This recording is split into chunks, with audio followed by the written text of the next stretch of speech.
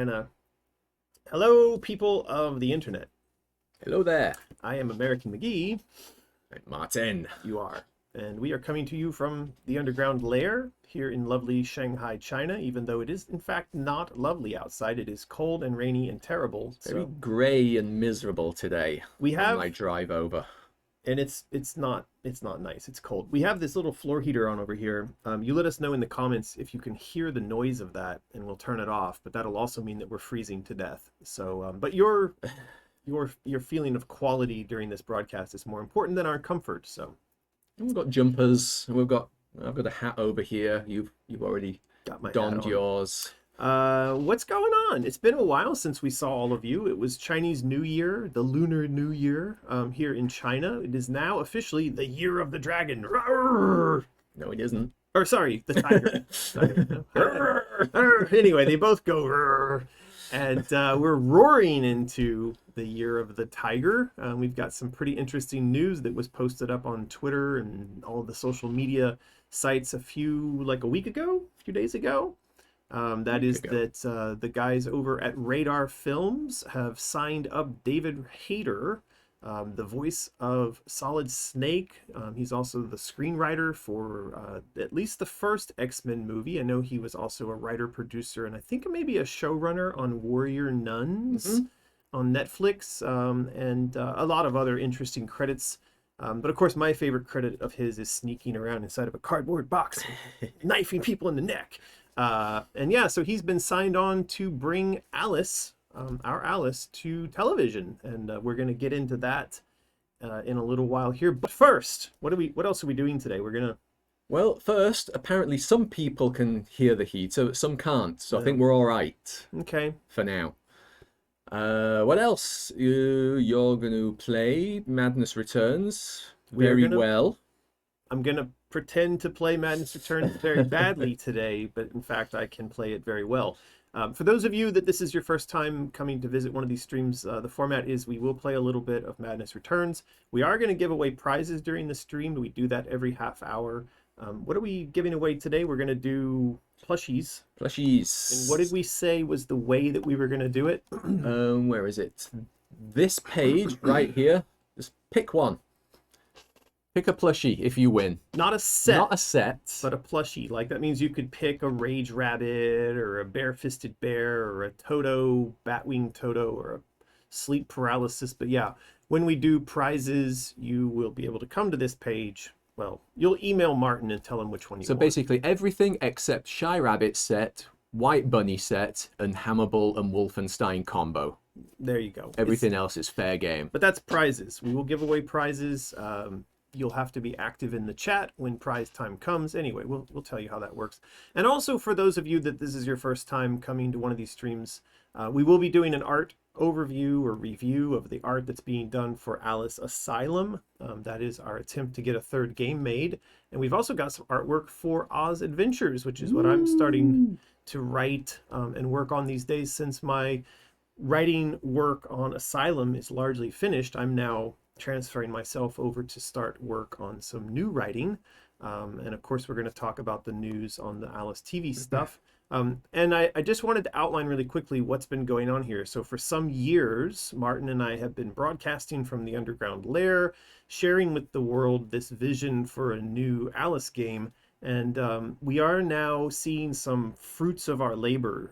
That is, this deal that's been done to try to bring Alice to television is a direct result of the guys at Radar seeing what we're working on for a new Alice game and watching these live streams and saying, hey, we should go try to figure out if we can work with American and his team.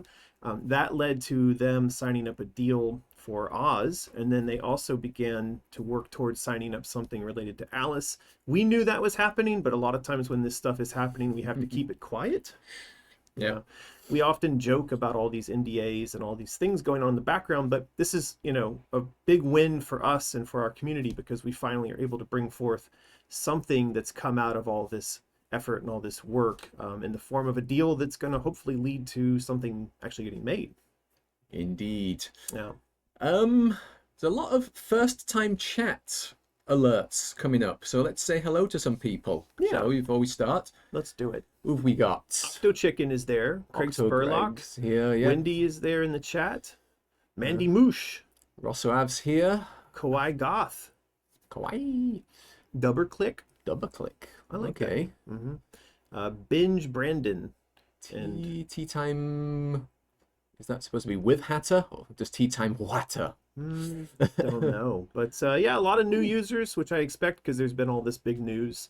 But we also see a lot of our insane children from over on Patreon. And yeah, welcome to everybody. Glad to have A everybody hype here. train has just happened. Whatever that means. We're We're old. We don't know Twitch. We still have no idea. All right, we can switch to multi-stream perhaps, so we can see our YouTubers. Okay, that didn't work. It'll It's not working. It'll refresh. All right. So while we're doing all that, I'm going to jump in and try to play a little bit of Madness Returns. We are trying to go for the world record of the longest amount of time that anyone takes to finish this game. I think we're definitely We've already beat that. Now it's just... Uh-oh. There we go. Whew. You were worried because I was slightly worried. Well, so there's been a lot of speculation online about this. The fact that that it didn't work. Something blew up. So the speculation has been that people have seen that there was some sort of an update. If you were playing the game via Steam or the EA store and stuff like that, a lot of people got notification that the game had been updated, and there is this big question in a lot of people's minds about like why, what is that, what was the update? I don't know, and I've stated that on Twitter, and it appears that the update has broken the game. I'll turn it off and on again. Where do you want me to Just start? shut down Steam. Shut down Steam. And then go and double click Steam. Didn't we Oh, no, used to it's, run this off the desktop like this? Yeah. It's funny, you know, we do actually do a test run of everything. It was there. You saw the I bloody menu was up there. know. So yeah, anyway, there has been an update to Alice Madness Returns in the online stores recently. Well, actually, I do know why. I just can't tell you.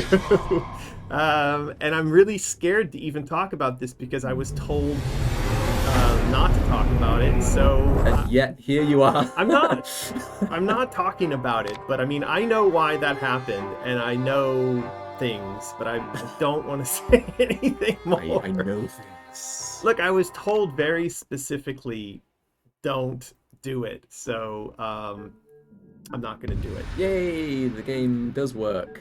Oh, went straight into one of these stupid puzzles. I mean, the puzzles are fine. I feel like they don't make very good live stream content. Like, who wants to watch someone? No, I shouldn't ask that question because I've watched what people watch on live streams, and it's it's not always what I would consider to be entertainment. That's OCDing me. The fact that there's a tiny sliver, wait, which way am I pointing, of game you can see just between the border of our camera and us. Leave it alone. Ah, Leave it alone. look at it. So, is there anything fun going on in the comments there, Martin? Something just happened. I think we're still live. Somebody said buffering, even though there was no dropped frames, and then for a split second, Streamlabs said reconnecting. Okay. All right. So, we're back in Madness Returns. There was an update.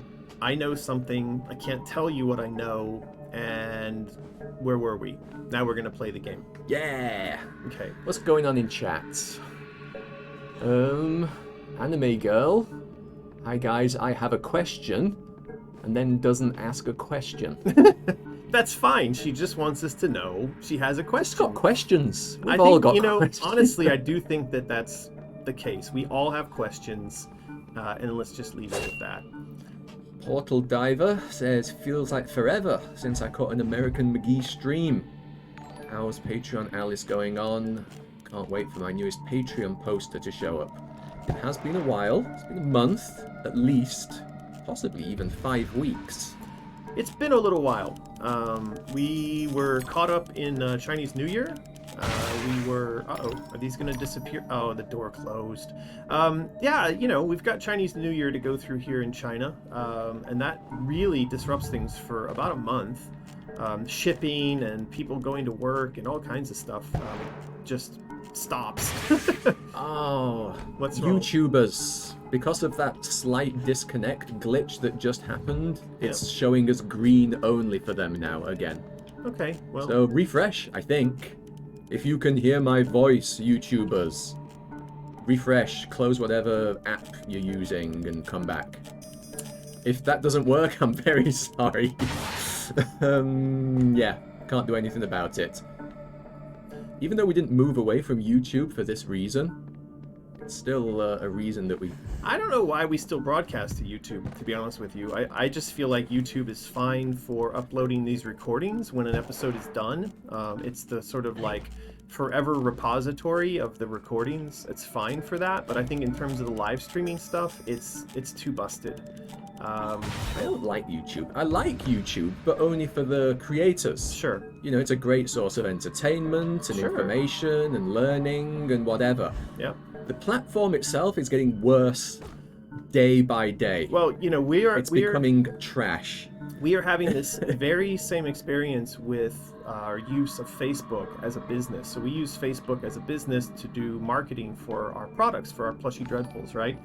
And over the years, it has become so antagonistic towards us as a business that we wish we could just stop using it. But, you know, for a lot of reasons, you can't. I mean, for a long time there, it was really the only way to reach a significant audience of people who might be interested in those products. Well, guess what? Now TikTok has come along and completely changed this dynamic. You can now run a successful business marketing to those, you know, not just that same audience, but maybe even a better audience of people who are interested in that kind of product using TikTok. And guess what? TikTok isn't antagonistic to us as a business. So it's really interesting. These platforms that are sort of legacy platforms, I kind of think if they don't watch out, you know, newer platforms, so YouTube versus Twitch, or you know, say Facebook versus TikTok, these kinds of things. These guys they better hurry up and catch up, right? So apparently refreshing YouTube doesn't work. Okay, well, Sorry guys, come over to Twitch. Yeah, come to Twitch. It's not. It's yeah, YouTube, man. I'm sure they're making smart business decisions. I'm sure they're making a ton of money, but I mean, getting rid of the dislikes, which is cool, everyone say, you can bring it back with an extension to a reasonably accurate level. They're not doing a damn thing about the flood of bots that are now in every single person's video. Just like Viagra this, Robux that. They're not doing a damn thing to fix that. What was the third thing? Oh yeah, and I hate YouTube Shorts. You know, I want to look on trending to see if there's anything interesting, and it's just shit comedy skit after shit comedy skit in YouTube short format. And I really hate this trend. Now, sorry, I'm going on a rant.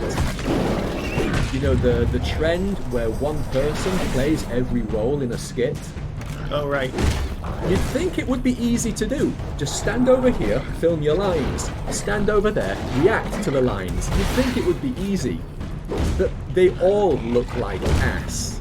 There's only a few YouTubers, or social people, who I think can get it right, where you genuinely believe two different people are having a conversation. Right. It's not as easy as it looks. Well, I mean, isn't that a trend that actually started on Chinese social media? Isn't that a TikTok thing? Or am I wrong about that? Because I mean, the first time that I ever saw that happening was my then girlfriend, now wife, and her friends were doing that kind of thing on TikTok, or at that time it was on Weibo, or it was on, you know, WeChat. And I've seen it now become a thing over in Western social media as well. I just see it, you know, mainly I think the best people I see doing it is Danny Gonzalez, Curtis Connor, and the king of doing it is Daniel Thrasher. He's a sort of musician comedy skit guy. He's really good. So yeah, I hate that. I hate that trending is now full of useless crap. Somebody is saying he missed twice. How can you miss? I feel like you've never watched one of these before, so I'm in fact the world's best Alice Madness Returns player, but I pretend to be very terrible at Alice Madness Returns. Otherwise, basically we would sit down and in one of these streams I would just finish the game in one go. And that wouldn't be any fun for anybody. A few people have said the game audio is too loud. Can we do something about that? We did actually turn that down last time, but let's fix that. Okay. Uh-oh, it's already started. Oh no! Thing.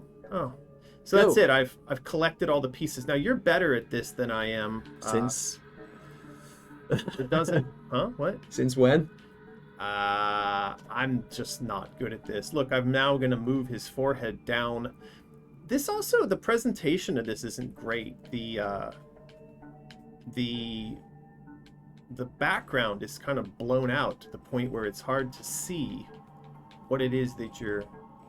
Anyway, I'm terrible at this, and I will never not be terrible at this, and I really hate these puzzles. But being a puzzle, don't you get the chance to... it'll just say skip if you don't want to play it. Is that... I think that is the case, and you know whose idea it was during production to make that the case? It was mine. I said I don't. Look, I got the nose in the middle. Can I quit now? What is going on? Let's see. Mott Minx, yes, I remember you. Mexican Postal Service sucks. Yep, we know. They actually just got their plushie from a prize giveaway. Yay! They're very happy with it. That's great. Excellent. Martin. So yeah, if anyone in YouTube, whenever you see anyone saying, "Oh my God, it's green," can you just say it in the chat? Just, we know, we can't fix it, because I don't want to keep saying it. Come over to Twitch again. How do I skip this? Is there actually... Oh yeah, do you wish to restart? I don't want to restart, Well, I just want to skip it. After you fail, don't you get the choice? Like after 2 fails or something? I don't know. Why don't you help me?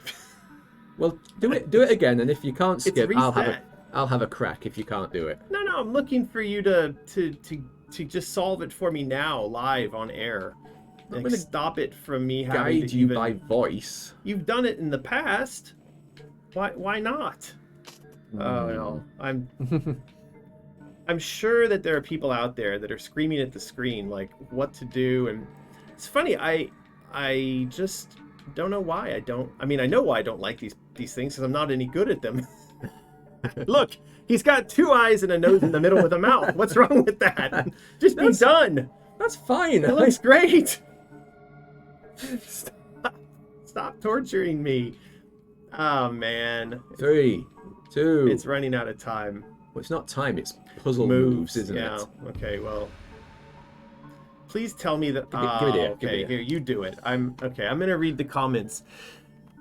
So, any chance of American McGee's Alice to be remastered or remarketed again? That is actually one of our FAQs. If you go over to the YouTube channel and look at the FAQ section, it is answered in detail there. This one has never skip, only solve. It says Eerie Corpse. I don't know what Pizza Boy Tubular is talking about with screaming fix it, but green. I see. If it's green and you're on YouTube, please just reload and it might, or come over to Twitch. Yeah, Liam Arnold is saying, hey guys, there's something wrong with your stream. Can't we just go back to looking only at the Twitch comments and then we don't have to see all the people who are complaining about this? Hey YouTubers, come over to Twitch. YouTube is broken. Okay, so Creepy Cupcake over on Twitch says, is it true Alice is getting a YouTube series? Yes, we did post news of that, and as soon as we're done playing terribly Madness Returns, we're going to talk about that. That's going to be the first thing we talk about. Then we're going to do art review, And then we're going to do all the other stuff that we normally do during this stream. Somebody else is asking the same thing. Did they mention the TV thing yet? No, we've not revealed the details of that just yet. That's what we're going to do after Martin solved this puzzle. Did you do it? So, no, kind of close-ish. Martin. I Yeah. don't even Wendy, know what this one's supposed to... Wendy says you were so close. I was so close on that You were one. so close. What's this one? Where does that one go? I don't know. I feel like this would be a lot easier if there was just one less piece in there to mess with. Do you think? Oh, no. Move the top middle down, says Wendy. Clearly that fixes the problem you're having, right, Martin? Hey, see, I told you you're much better at this than I am. Good job. Yay. All right, everybody, give Martin applause for successfully completing the puzzle. By the way, baby. I know how to do that in one move, but again, if I did it, it would just, the stream would be super boring and over in seconds. And yeah, so we just don't want to do that. Oh, you know, that's kind of a rude name for a monster in a game, an enemy in a game, to call something a bitch baby. It really is. Yeah. Whose idea was that? I don't think it was mine. Sure. I don't feel like I would do that. Don't know. Maybe. Somebody just asked a question that I forgot the instant it scrolled off the page. And you know, I'm not a big fan of flying enemies in general, so I feel like that's probably not one of my favorite enemies, and I don't think I would have called it that. Oh, that was the question. Sorry. Somebody asked about the cosplay book. Uh-huh. No, that kind of fell by the wayside. It was a good idea. I think it would have done well. We got a load of cosplayers right in, and then COVID hit, and it didn't seem like a great time to launch a Kickstarter. And then it just kind of fell by the wayside. And... Well, let's also explain that while the idea of doing a cosplay book and the contents of such is technically covered by fair use. So, you know, obviously everybody knows EA owns and controls at least the game portion of the Alice IP.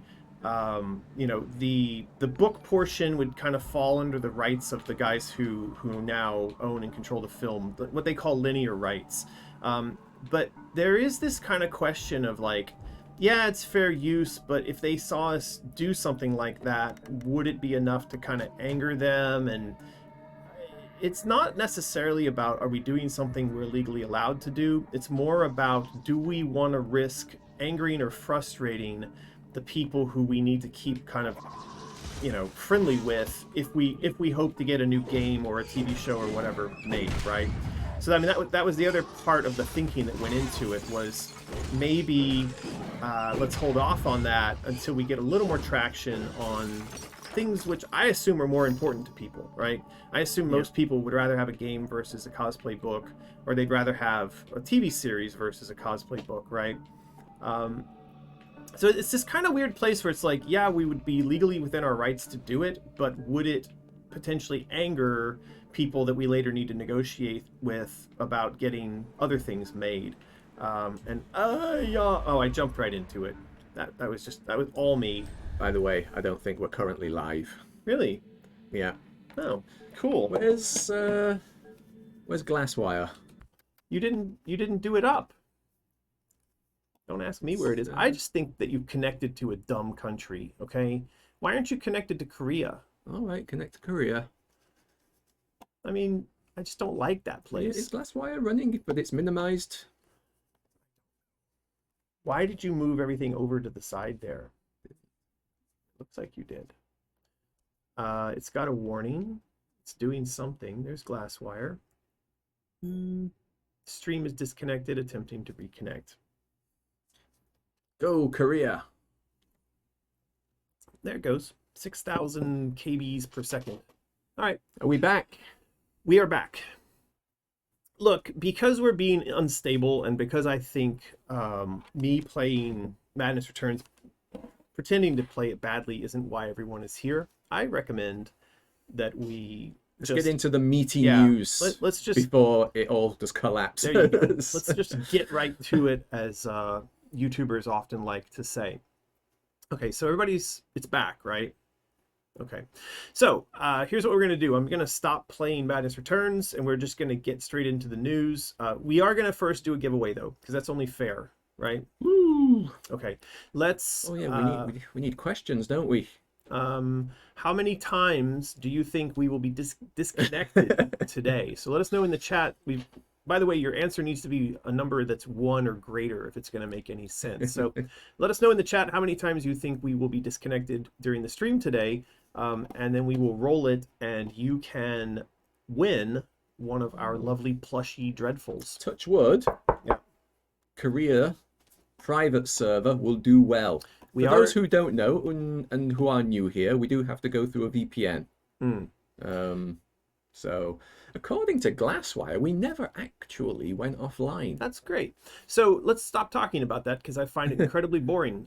So we are in the middle of trying to do a giveaway, and then we're going to talk about the news. The question I've asked, if you want to qualify for the giveaway and be seen by Nightbot, which is actually not even loading up this stuff right now. Our Nightbot got broken. That means that if you're hearing me talk about this, we are currently reloading Nightbot. You're going to want to keep spamming out your answer so that you can be seen. So there's Wendy, Pestle Witch, Ghibli Girl. Okay, people are now becoming qualified to win. So yeah, we're going to give away a prize, and then we're going to talk about the Alice TV series news. And we're not going to talk about VPNs and disconnecting, because I just effing hate talking about that stuff. It's just so annoying and stupid. Okay, I think we got enough people in the list there, right? Go on then. Okay, here we go. 3, 2, 1, and it is the Infinite Mint, who is the first prize winner of the Year of the Tiger on our live streams. Yeah. And so Infinite Mint, you have won, and that means you get to choose between one of the Plushie Dreadfuls that you see on the page here. Where is that? Where? There we go. Yeah, you could choose a Rage Rabbit or a Bare-Fisted Bear. Just don't pick one of these sets. If you pick a set, we're going to tell you that you chose poorly, and we're going to throw you off a bridge. So what you'll need to do is send an email to support@mysterious.design, include your name, your address, your phone number, your selection for the prize. Do all of that in a legible, easy to read and parse format, and also do that within 24 hours. Please do. There you go. Now we're going to move on to the news. As many of you saw, it was announced, I think, last week. We have news that the guys over at Radar, that is a film production company headed up by Ted Field. Radar has a long history of producing lots of great content. I think probably the most recent big one was that thing with The Rock, the Jumanji film. They've also been involved with Riddick, the whole franchise, and they've done horror movies like Amityville Horror, and they did The Last Samurai and the Texas Chainsaw Massacre. So Radar went and they secured the rights for the linear portion of the Alice property. That means that, the property split in two. EA owns and controls the interactive rights, and the linear rights are controlled by a company that is called Priority. What am I looking for here? Is it Priority Pictures? Abandon Entertainment. Okay, so that is the legal stuff that happened in the background, is that Radar went and got the rights, and then they went out and they found a writer. And the writer that they found is everybody's favorite cardboard box sneaker X-Men film writer, Mr. Hayter. And so David has been brought on board. He's going to write the story. He's going to create the pitch. And the way that this kind of thing normally happens, and by the way, I'm not privy to his exact deal and all the stuff that's going on behind the scenes, but what my experience with these sorts of things in the past has been is that they generally go like this. Generally, someone like David is brought on board and attached to a property. David or that person will put together a pitch, and then that whole pitch, the package of Radar plus David plus the property, will be taken to a number of potential buyers, and that would be places like Netflix or HBO or Amazon. And all of those companies will then have a chance to bid on or try to sign on board this thing. And when they do that, they'll generally sign it up and they'll say, okay, we're going to give you guys $100 million to make 1 year worth of content, 24 episodes or whatever. And they'll sign it up and then the thing will get made. You'll have a bunch of TV shows coming out the back end of this starting maybe a year from now if everything goes well. So my sense is that because of the power and the ability of the people who are involved with this, of Radar, of David, and their track record of making good, successful stuff, it's not going to be hard for them to say to a potential buyer, hey, we're competent, we know how to make successful stuff, everybody loves Alice, and they're going to get a deal done. So that means that I wouldn't be surprised if a deal gets done, and that, like a year from now, we're actually looking at TV episodes airing on one of these probably streaming services is the most likely place that it would go. Most likely. Right. Exciting stuff. It's also very refreshing that we can actually just talk about it now. Yeah. Instead of always having to watch your words while being live. Yeah. Just in case. Yeah. So, and it's funny, this is something that we've known about for quite a while. So, for example, I knew that Radar signed on the rights for Alice quite a while ago, but that wasn't something we were allowed to talk about. And I knew when they signed on David, but that wasn't something we were allowed to talk about. So, there's a lot of things, and there's still a fairly large box of things going on in the background of things that I know happen to be going on with various companies around Alice or around the projects that we're working on that we can't talk about. And it's always very frustrating when we do these live streams to say to people repeatedly, yeah, there's stuff happening, but we can't just talk about it just yet. But yeah, finally we can talk about it. Yay. Now, there have been basically a top 3, I think, most frequently asked questions I've seen in relation to this news.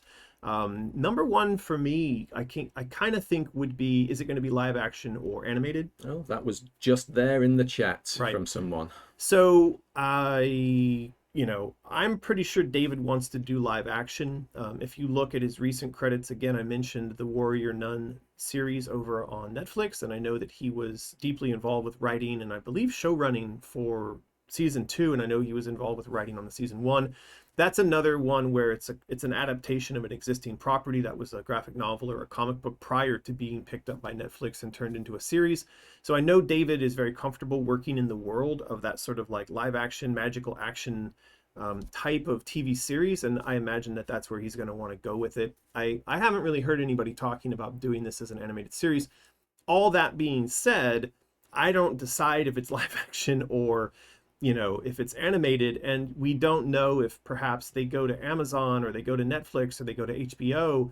Those companies oftentimes have budgets allocated for specific areas, and also they may be looking at the landscape of current successes. So for example, many of you are probably watching the TV show Arcane, which is based off of League of Legends. That's animated. It's doing incredibly well. It's gritty, it's adult. And, you don't know. Amazon could come in and say, hey, look, guys, we love Alice. We want to see what David's got, what David's going to do with it. But we really want you to do it as an animated series. And we know you don't really want to do an animated series, but listen, we're gonna make it worth your while. Here's all this money, right? So we don't know. Something like that could happen. But I think that the plan right now is it's going to be live action. Is our stream dying a death? It's wobbling. It buffers, but it doesn't die. All right. For everyone who's watching this and it's the whole thing, the stream is struggling, do keep in mind we are recording this, and when everything is said and done, we will upload this to YouTube, and when it's uploaded to YouTube, it's completely fine. There's no pauses, there's none of this buffering stuff. So let's just try to get through this, and we'll see. The second most frequently asked question that I see in reaction to the news is, will I personally be involved with this from a creative perspective?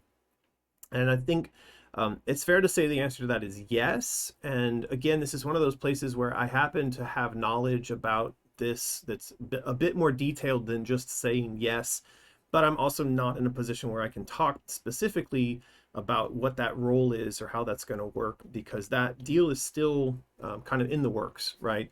And so that being said, I think it's safe to say I have been in communication with David and Radar around the vision for this thing and the work that he's doing to put together a pitch. So the answer is yes. I will be involved as much as I'm allowed to be involved. All right. What's the third question you see? The third question is where's the game? God damn it, where's the game? It's funny because this for me is like really positive, very good news, but it's just so much like the way of the internet to see us announce a big piece of progress like this and then have comments where it's like sour grapes. Well, I don't care about this. I wanted to see a game. We've seen some of those. Yeah. So, and that's fair. So yes, how does all of this feed into the game? Well, so you understand that a lot of the companies out there who would potentially fund the TV series also have funds set aside for and major designs for interactive. So let's just take like Netflix or Amazon as an example. They would like to fund a property where there's going to be a TV series and then also a game attached, and where they have an involvement in the funding and production of both of those things, right? And that allows them to do really good cross marketing. It even allows in some instances for the sharing of assets between the two productions, right? Especially if you are doing animated, or if you look at like what they're doing with The Mandalorian, where assets from the TV show are actually being created in Unreal, the game engine, and that's how they build out these sets. Now I don't know how far they're taking it in trying to reuse those assets for potential game stuff, but you know, there is the possibility of crossover like that on the technical side of the production. So there is one piece of how it could impact the game, is that if someone, let's say Amazon, picks it up and they want it to be a TV show and they fund it to be a TV show, and then they also say we also want to fund the game, then that would potentially turn into the new game. If that doesn't happen, there's another version of that where the TV show goes into production and that inspires EA to say, oh, hey, it looks like something really significant is happening here. We don't want this to just sit on the shelf. We, EA, would like to fund something now. And so that could be that EA comes back and says they just want to fund it, and we find an external developer to work with to do that. Or it could be that EA says we want to fund and develop this, and they use one of their own internal developers. Now, this is all just spitballing. You know, I don't know if that's something that EA would even consider, but who knows, right? It is a possibility that this inspires some motion there. And then the third possibility is that just the TV show and the movement on that by itself puts me and my team in a position to go out and secure funding from alternate sources, like, say, for instance, the Chinese publishers that we're in conversations with who are interested in our properties.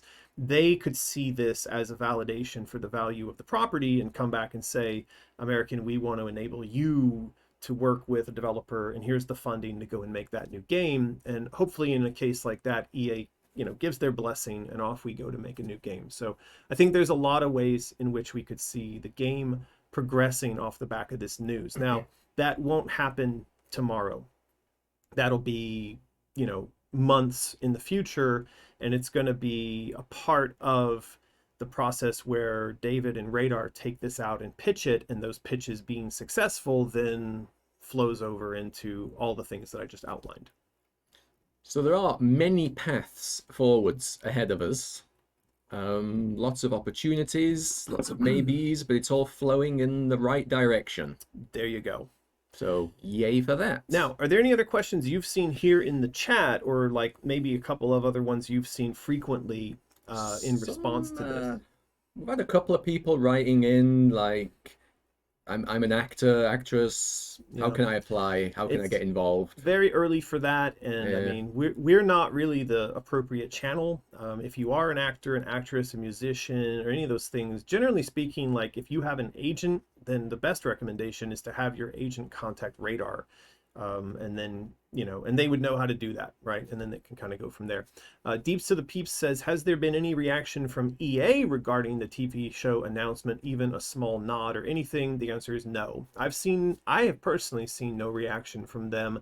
There are other conversations I'm having with them. Again, I can't talk about, but in relation to the announcement about the TV show, there has been no reaction that I'm aware of. Now, they may be having a reaction or a conversation with Radar, and it's important to note that EA and Radar have their own relationship. They have their own channels through which they communicate, and I'm guessing here, but I'm not certain, but I'm guessing that through that channel, Radar gave EA the heads up that, hey, this is going to get announced, which is why, if you look at the way in which the initial announcement was worded, EA is mentioned right there in the top line. Now, technically, they don't have to do that because technically EA sold these rights off. So my guess is that the inclusion of them directly in the headline like that was probably a function of the communication that's going on between those two organizations. And again, that's not stuff that I'm privy to. So, yeah. All right. I was wondering about the EAs in this article. Forgot to ask about that, but now I know. Yeah. All right. Octo Chicken Greg says, is it the intent to make it mature, rated a la the games, or more PG-3-ish in tone? My understanding, but, you know, again, a lot of this, I don't want you to take as concrete, like, yeah, it's going to be this, or it's not, because it's not my place to do it. But my understanding is that David would like to maintain elements of the dark tone and the visceral nature of the games. In other words, the bloody content, stuff like that. So I understand that that's where his desire is. But again, that's one of those things where it's more of a wait and see. What else we got? Will Cheshire be a combination of puppet and CGI? That's, you know, a future question, but you know, if I were involved in the production, I would imagine that I would be, I should say, if I were involved in the technical decisions related to the production, I would be pushing for what I mentioned before, which was an integration between the Unreal Engine, the assets that exist there, you know, and then maybe the crossover from that into a game production. And so in that way, you'd answer that question by saying it would be a digital asset. It would be a digital asset that could live for television and for a potential game. But again, that's just me brainstorming on it, right? I've got my fingers crossed for Sock Puppet. It's like, oh, Alice. Oh, it's time for us to announce our latest Plushie Dreadful Sock Puppet TV Cheshire Cat. Who here would buy a Sock Puppet Cheshire Cat? Probably everybody. Yeah. So Greg Octo Chicken says, very interesting. I'm hoping to see something that even without the carnage, something insightful about trauma and loss, and rises above being just another video game adaptation. Yeah, I mean, that's really important for me personally, because obviously we all understand one of the core themes within the games is that of trauma as a catalyst for transformation. And I think that so long as a TV adaptation remains true to the notion of characters being transformed through conflict and trauma in that fashion, that it'll be okay. Yeah. Seems a lot of people would buy the Sock Puppet. Wendy says, I would buy a trash bag from Mysterious. Okay. I saw one, what was it? Oh, will once printed, will the Design Bible be hardcover? Yeah, so that's only going to be possible if we go to get permission for that. This kind of goes back to that question about the cosplay book, which we mentioned earlier, but it goes into an even more gray zone where, like, is it legal for someone... Let's say, for example, I decided I was going to make an outline for a new Aliens movie, but I didn't have the blessing from Fox to do that, right? So I did all the art and the story and everything, and if I post that up online and I don't charge money for it, then I think you're fine, because that's just fan fiction. But the moment that you bind it and you print it, or print it and then bind it would be more logical, and then you put it up for sale, you start to get into the realm of, hey, that's income off of our property, which you didn't license. So right now the plan is it'll be a PDF. Going forward, my hope is that we will get to a point with all of this interconnected development that we could present that as a hardcover book, that we would have in place the licenses necessary to make a hardcover book happen. Yeah. I just, for some reason, I just had like a little flash of memory then. Sometimes we get people writing in, like, I want to do, X, Y, and Z, whether it's a tiny indie game or a YouTube short, or they want to do something Alice related, and they write in asking for permission. And I'm like, sorry, at this point in time, it's not our permission to give, go ask EA. Right. But for some reason, just all that chat you just had then reminded me of one person who was literally just, well, I don't need your permission anyway. I'm just going to do it. What are you going to do? It's in the public domain. It's like, well, why did you write in and ask them? We told you it's... Why are you doubling down on being a douche? So for those of you who are unaware of what we're talking about when it comes to this notion of a design Bible, just a really quick aside, this is what the effort over on Patreon is primarily going towards. We've spent 2 years, or is it longer, 3 years, doing all of this art and story and everything related to what a new game for Alice might look like. And we've laid it all out. We finished the narrative outline. That's available for free for you to go over there and download as a PDF and read. We finished a tremendous amount of artwork. We've mapped out from beginning to end what the entire game would be. And what that is all going towards is going to be a huge 200 plus page document, which is done in the format of a book. You can see, like, 2 of the pages side by side, or these 2 on screen right now. This is the design Bible, and the goal with the design Bible is that you will be able to flip through this and have the experience of playing the game, but it's on the page instead. We are not allowed to turn on a game engine and put any of these assets into a game engine. So for anybody out there who's like, well, you've been working on this for so long, where's the demo? We have been explicitly told by Electronic Arts not to put any assets into a game engine, because that constitutes the beginning of development of a game. And we don't have the right or the license to do that.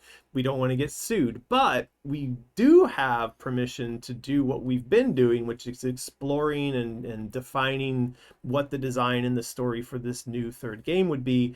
And we are going to put all of that into the design Bible. So when you hear us reference the design Bible, that's what, these are sample pages from. You can go over to Patreon and download a full-blown PDF of, I think there's 20 or more sample pages of the introduction of that book. But that's what we're talking about. So when somebody says, are you going to make that into a hardcover printed thing? That's what we're referring to. There you go. Fitsuniku is 34 today. Happy birthday. Happy birthday. Oh, to be 34 again. Yeah, they got the original Alice when they were 12. That's awesome. Illegal. Wendy says, someday the day of development begins, there will be a grand celebration. Yes. Devour Mistress asks a good question. If you have everything ready, why is EA not yet given okay for production? So here's the thing. EA isn't waiting on us to have a design ready. EA is waiting on us to go out and have the money and the team in place to develop a new game. But in order for us to have the money and the team in place, we have to have some guidance, some vision for what this game would be. So that's what we've been doing with the Design Bible. And we are talking to potential financiers for this, but it is incredibly difficult these days, not only to raise money, but also to secure a team who would work on something like this. I think many people who are gamers, who play games, they don't understand that right now in the world of games, there's a tremendous amount of consolidation going on. There's this sort of joke going around that in the next couple of years, if you're a game developer, you will basically have the option of either working for Microsoft, who is gobbling up everybody, or for Tencent, who is gobbling up everybody, or for Amazon, who is gobbling up everybody. And there's even serious talk in the US right now about some sort of anti-monopoly legislation needing to be passed because of all of the consolidation that's going on in the games industry. The other thing that means is that independent game developers right now are incredibly rare and incredibly expensive, and most of them are looking to be gobbled up into this consolidation. So for us as a creative team, we are not by ourselves a game developer. We are, a group of artists and designers. We don't have the capability to make this game by ourselves.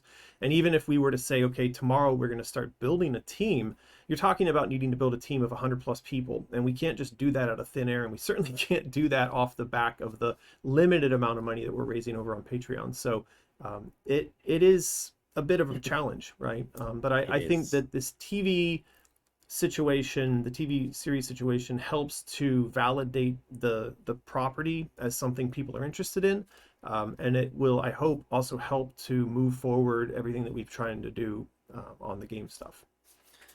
Yeah, companies gobbling up everyone. The Microsoft 70 billion Activision Blizzard thing is currently going through the FTC. It's probably going to pass. Mm-hmm. But yeah, apparently I heard that like a day after that was announced or 2 days later, some new rules are coming in to stop 1, 2, 3, 4 companies owning everything. Yeah, well, that's basically what's happening, and I'm hearing from inside the industry. I'm hearing stories of, developers and or outsourcing studios that you've never heard of, that no one's ever heard of, that are being gobbled up for 50, 60, 70 million dollar acquisitions by these either outsourcing conglomerates or development conglomerates. And in that atmosphere, it makes it very, very difficult for us to go out and find, a 100-person team, even if we had 20, 30 million dollars in our pocket, and say, oh, hey, you guys are just sitting there ready to make a new game, right? Most of these developers are stacked up with projects for the next couple of years at least.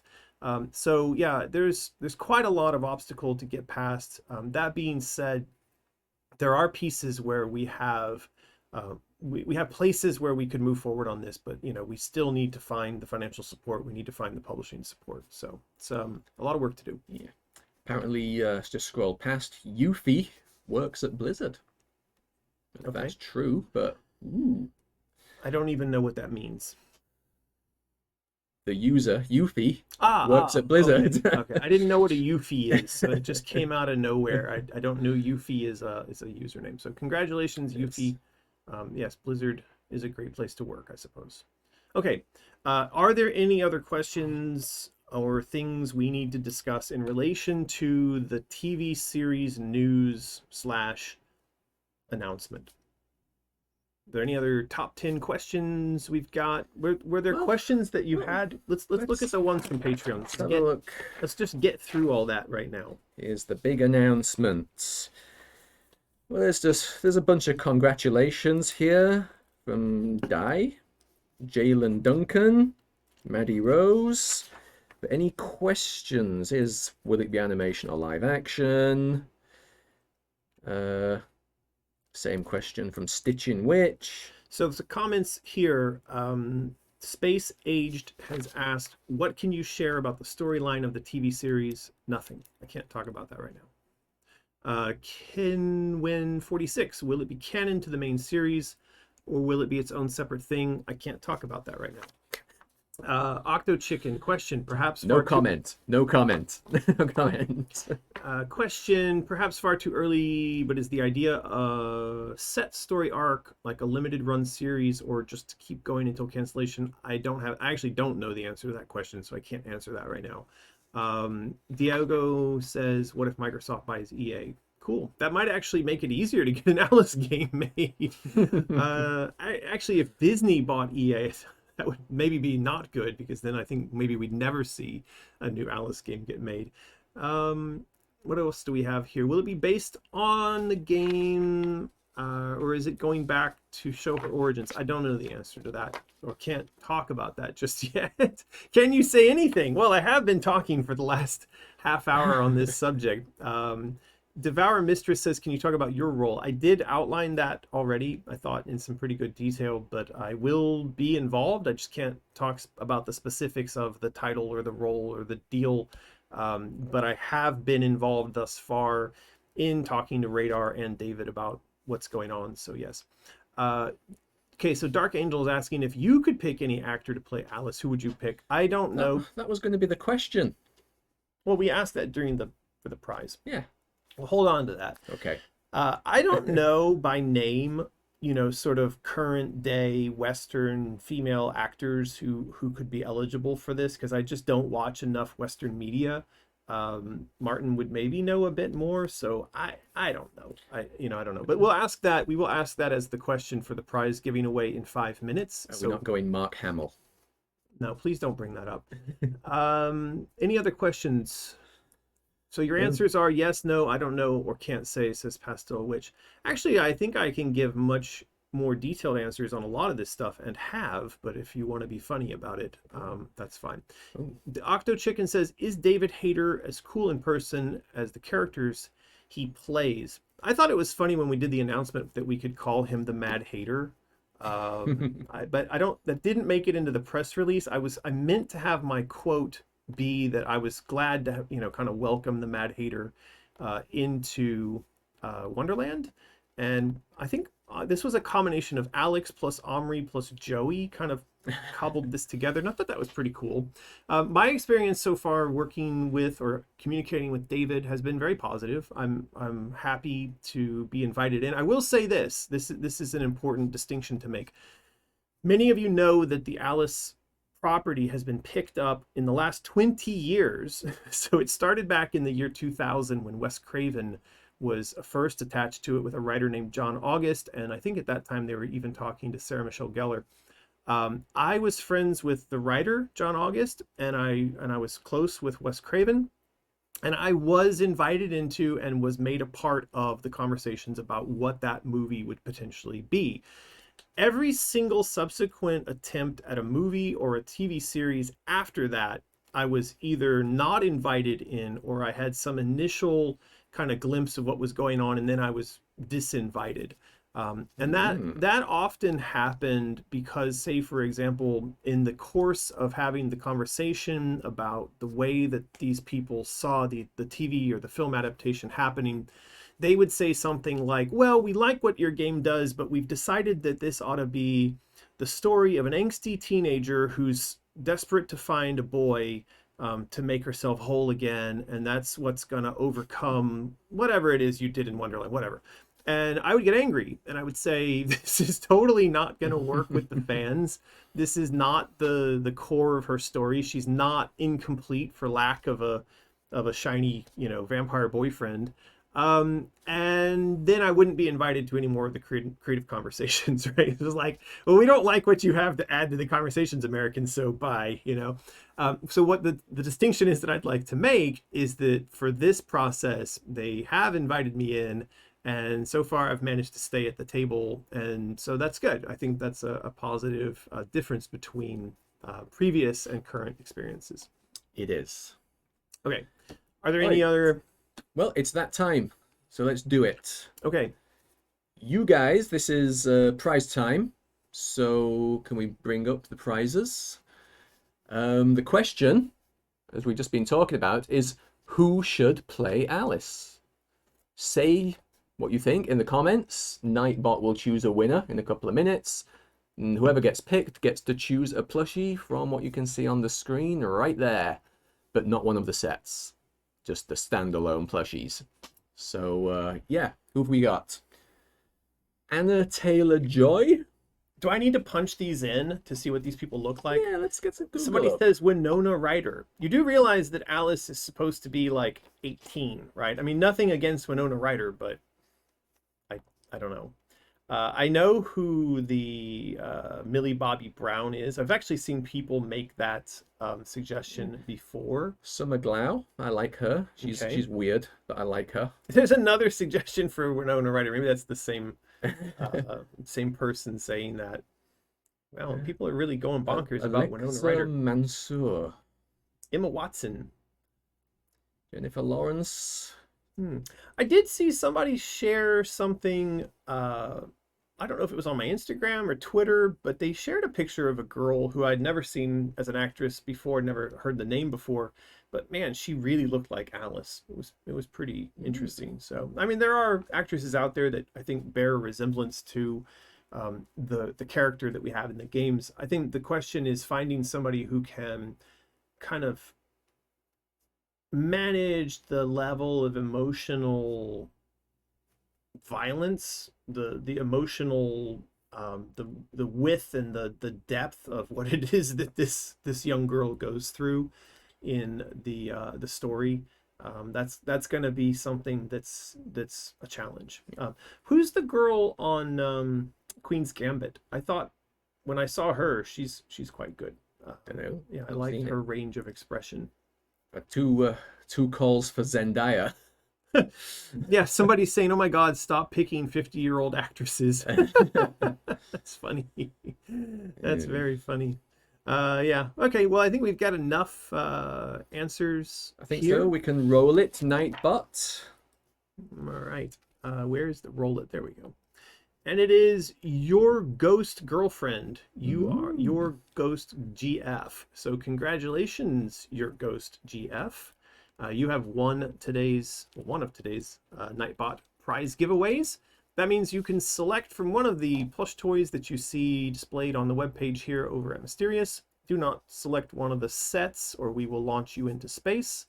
And you need to claim your prize within the next 24 hours by sending an email to support@mysterious.design. Include your name, your phone number, your address. Do all that in a human-readable, non-frustration causing format. And that's about it. Bob's your uncle. We'll Congratulations. send you a thing. There you go. Okay. Are there any further... Are we done? Did we answer the questions and sufficiently illuminate the topic with regards to the TV series? I think so. Okay. There wasn't really many questions. I was Just a gonna lot say, of were there people any saying like congratulations and stuff. Okay. There wasn't many questions apart from ones we've already answered. Right. Okay. So, Well, I'm sure people will continue to come into the stream and ask the questions. So if you see any relevant, useful ones pop up, stare at the chat. okay. Pizza Tubular says he's bored. Okay, well, that's great. Go find something more interesting to do then, Mr. Pizza Boy Tubular. Yeah. Deeps to the Peeps says, I asked this before, but do you know if it's going to be called American McGee's Alice or something else? I have no idea. I don't think that there is a requirement per the original deal that it be called that, but I do expect that there'll be some reference to that in the credits or something like that, like a based on or something like that. American McGee, have you ever been burnt out with games? Says DoubleClick. Yes, absolutely. At the end of the life cycle of Spicy Horse, and we were making free-to-play online mobile games, I wasn't enjoying that, and I was very burnt out on it.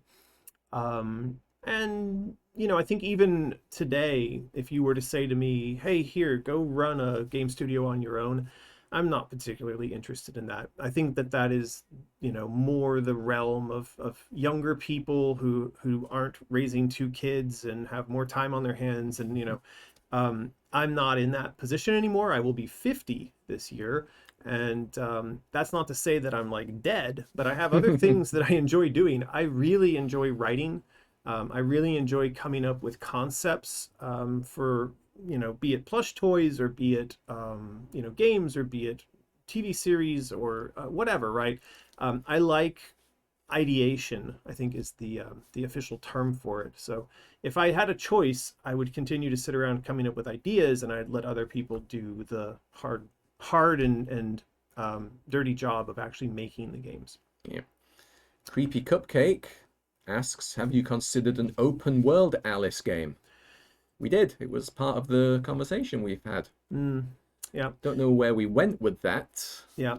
So it's been mentioned. It has been mentioned, but it's not what is outlined in the design Bible. So let's dive into art review, because that'll get us a little bit into like where things are at with Alice Asylum.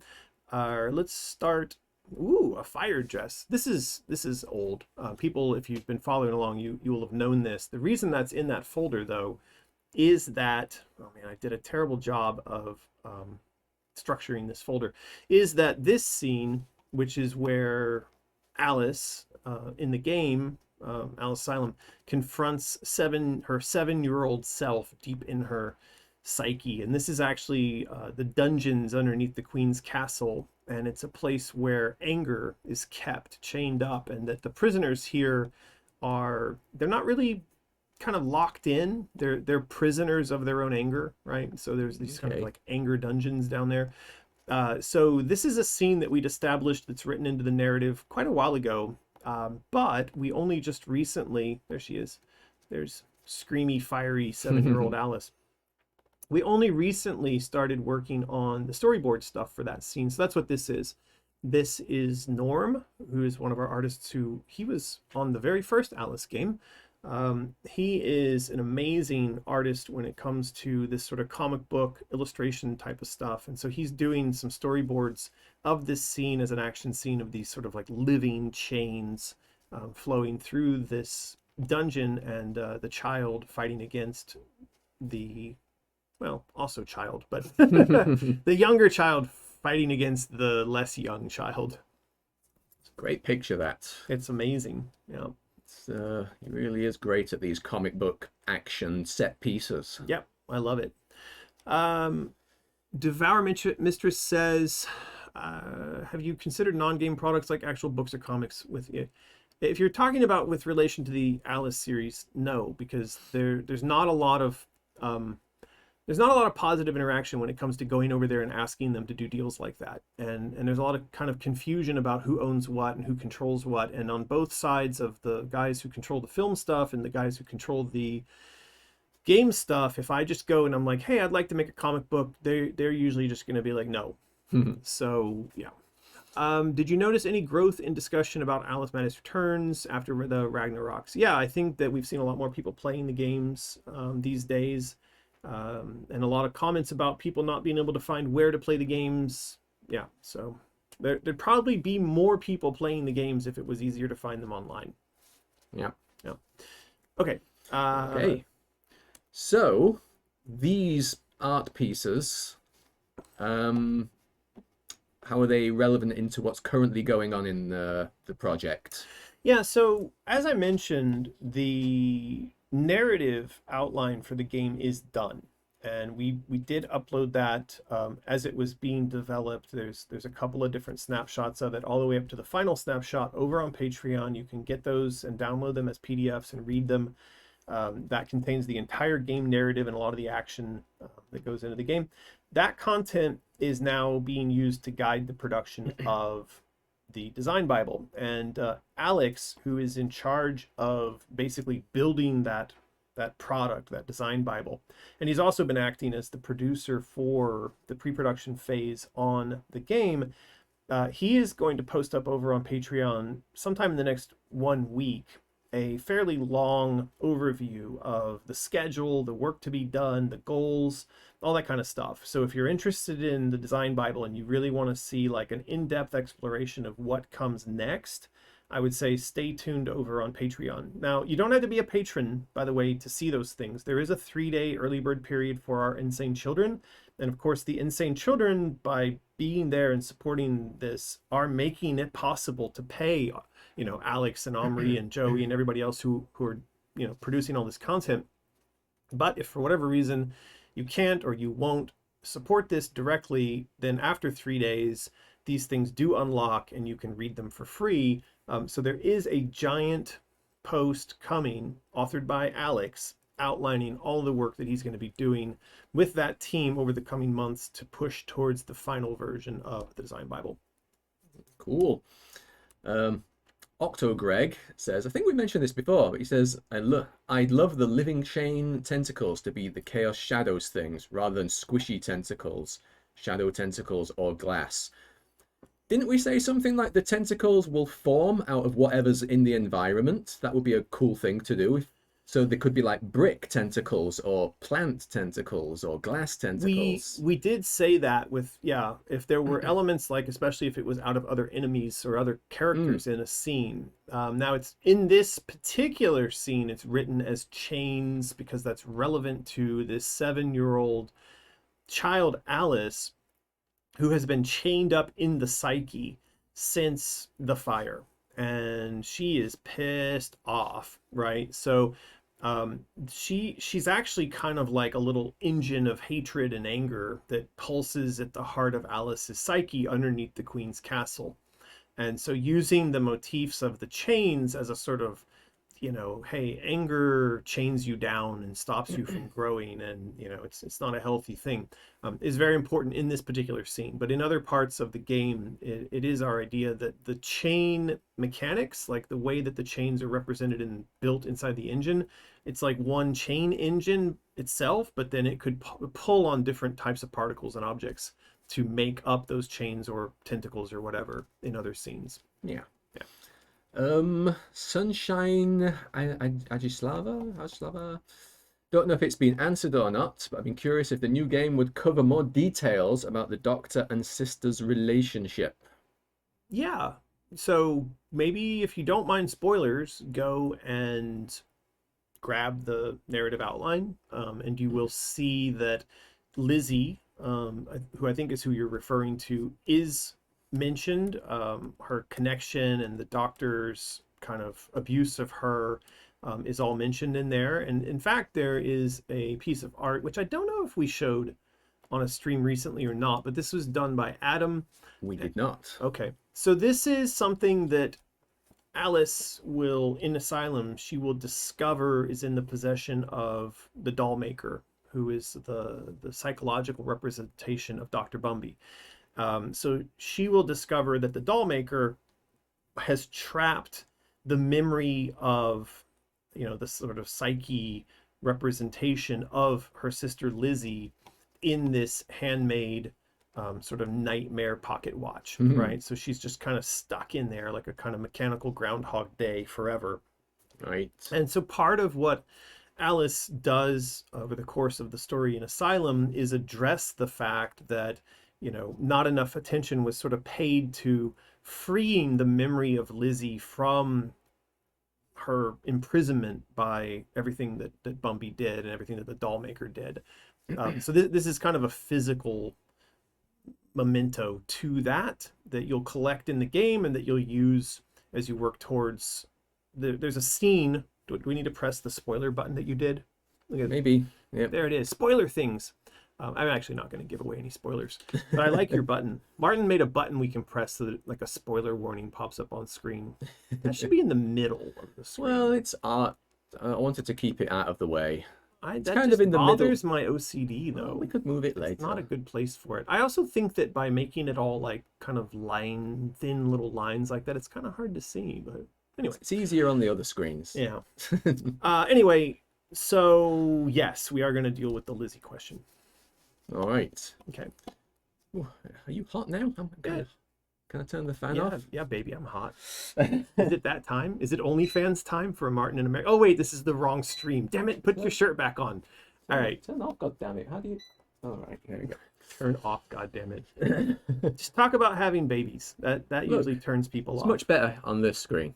Yeah, but we weren't on that screen. Anyway. What else have we got in the art review folder? We have, Alex working on elements related to the UI and the weapons system and to kind of pickups and power-ups and ammo in general. So this is something he's going to cover in that email that I mentioned will be coming in about a week's time. And so did the stream drop? No. It's just there's no activity over here. So this is, he's doing iconography related to his thoughts on how to capture the notion of like pickups and elements. Now he's done this fire, air, earth, water thing, and I'm sorry, Alex, I know if you're listening, this is the first time you're hearing this, but I would rather we not go with elements like that because they're kind of generic.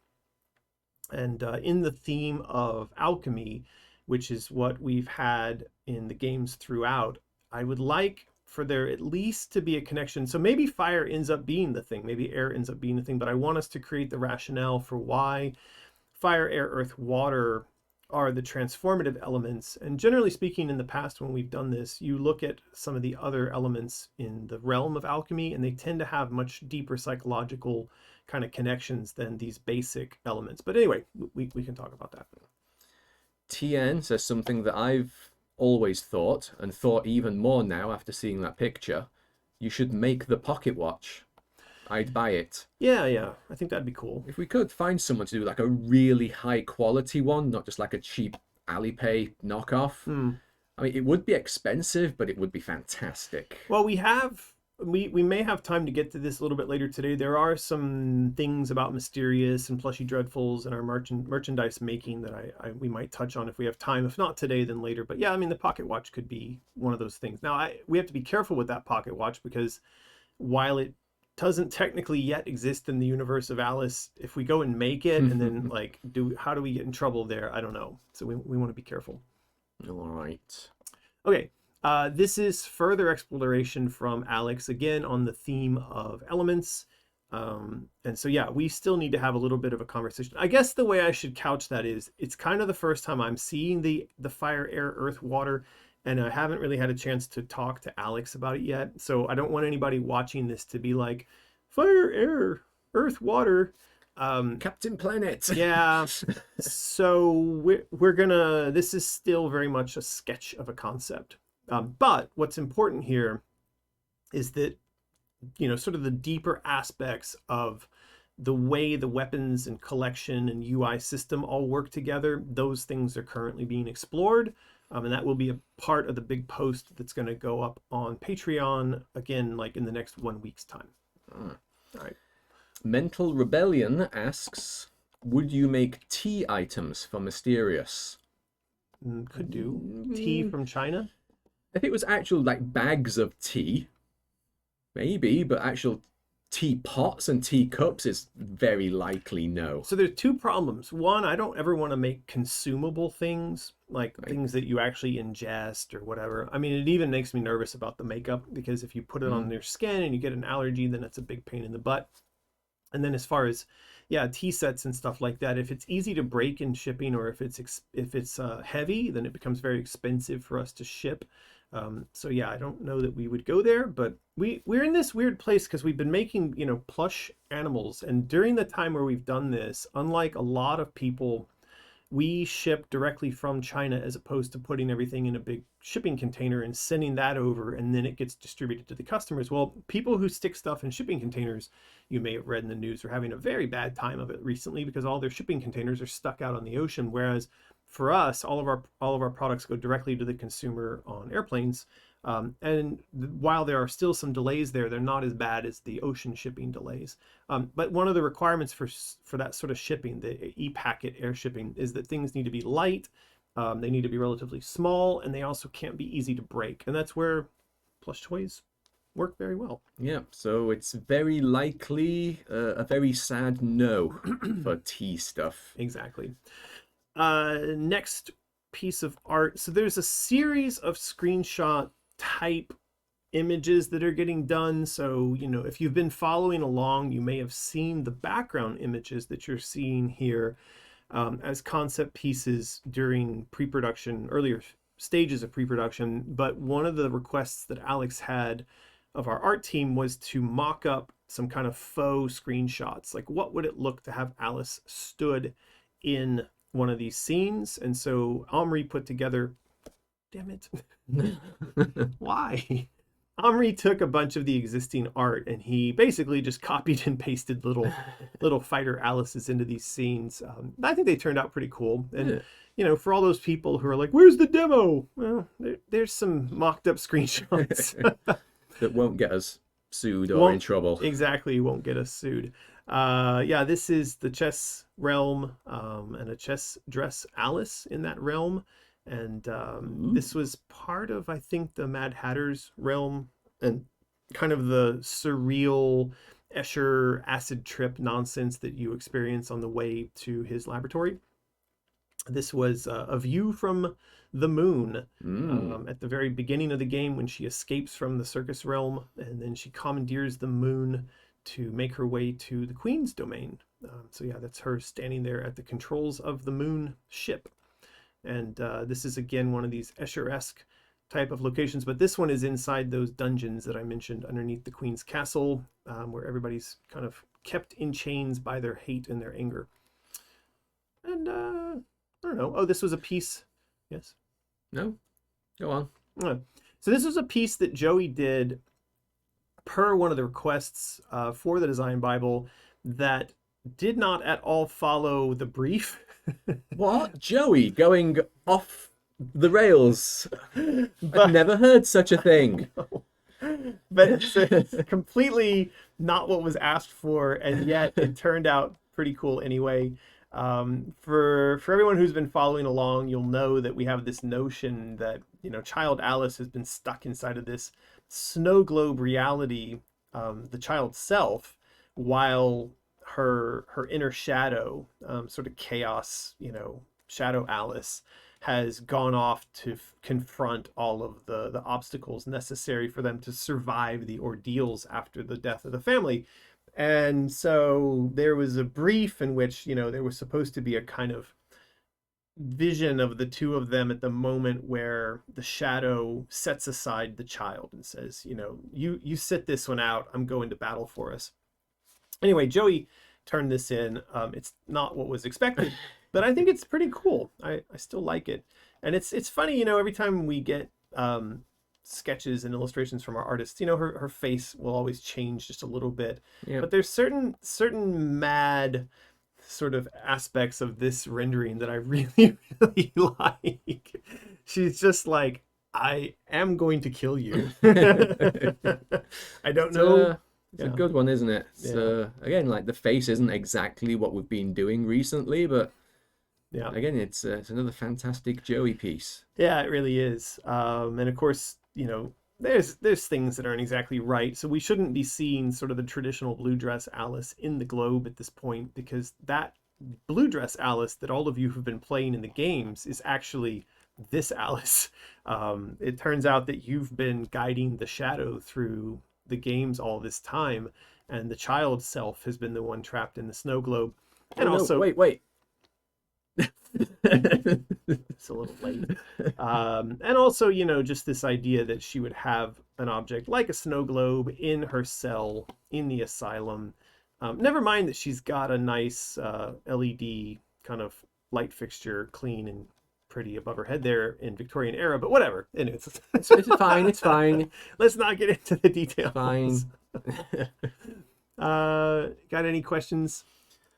Not particularly. Okay. What's that one? That looks like it might be a question. Oh. No. Not really. That's just Greg saying he likes stuff. Just Gregging it up. We like you too, Greg. Oh, there's one. Is there going to be a scene where Alice is looking through the snow globe and can see herself wandering her cell? We haven't created something like that, no. So, all right, moving on. This was a piece that was done by Adam, showing the moment where the knave, who's kind of here inside the door, he's been helping Alice to kind of navigate her way through the Queen's domain. Now, he starts off as a reluctant helper. He doesn't really have faith that Alice is going to make it, because he's actually seen her Groundhog Day style many times attempt to escape, and many times she's failed and been put back in her place in the circus realm. This time, here, you want to hit that?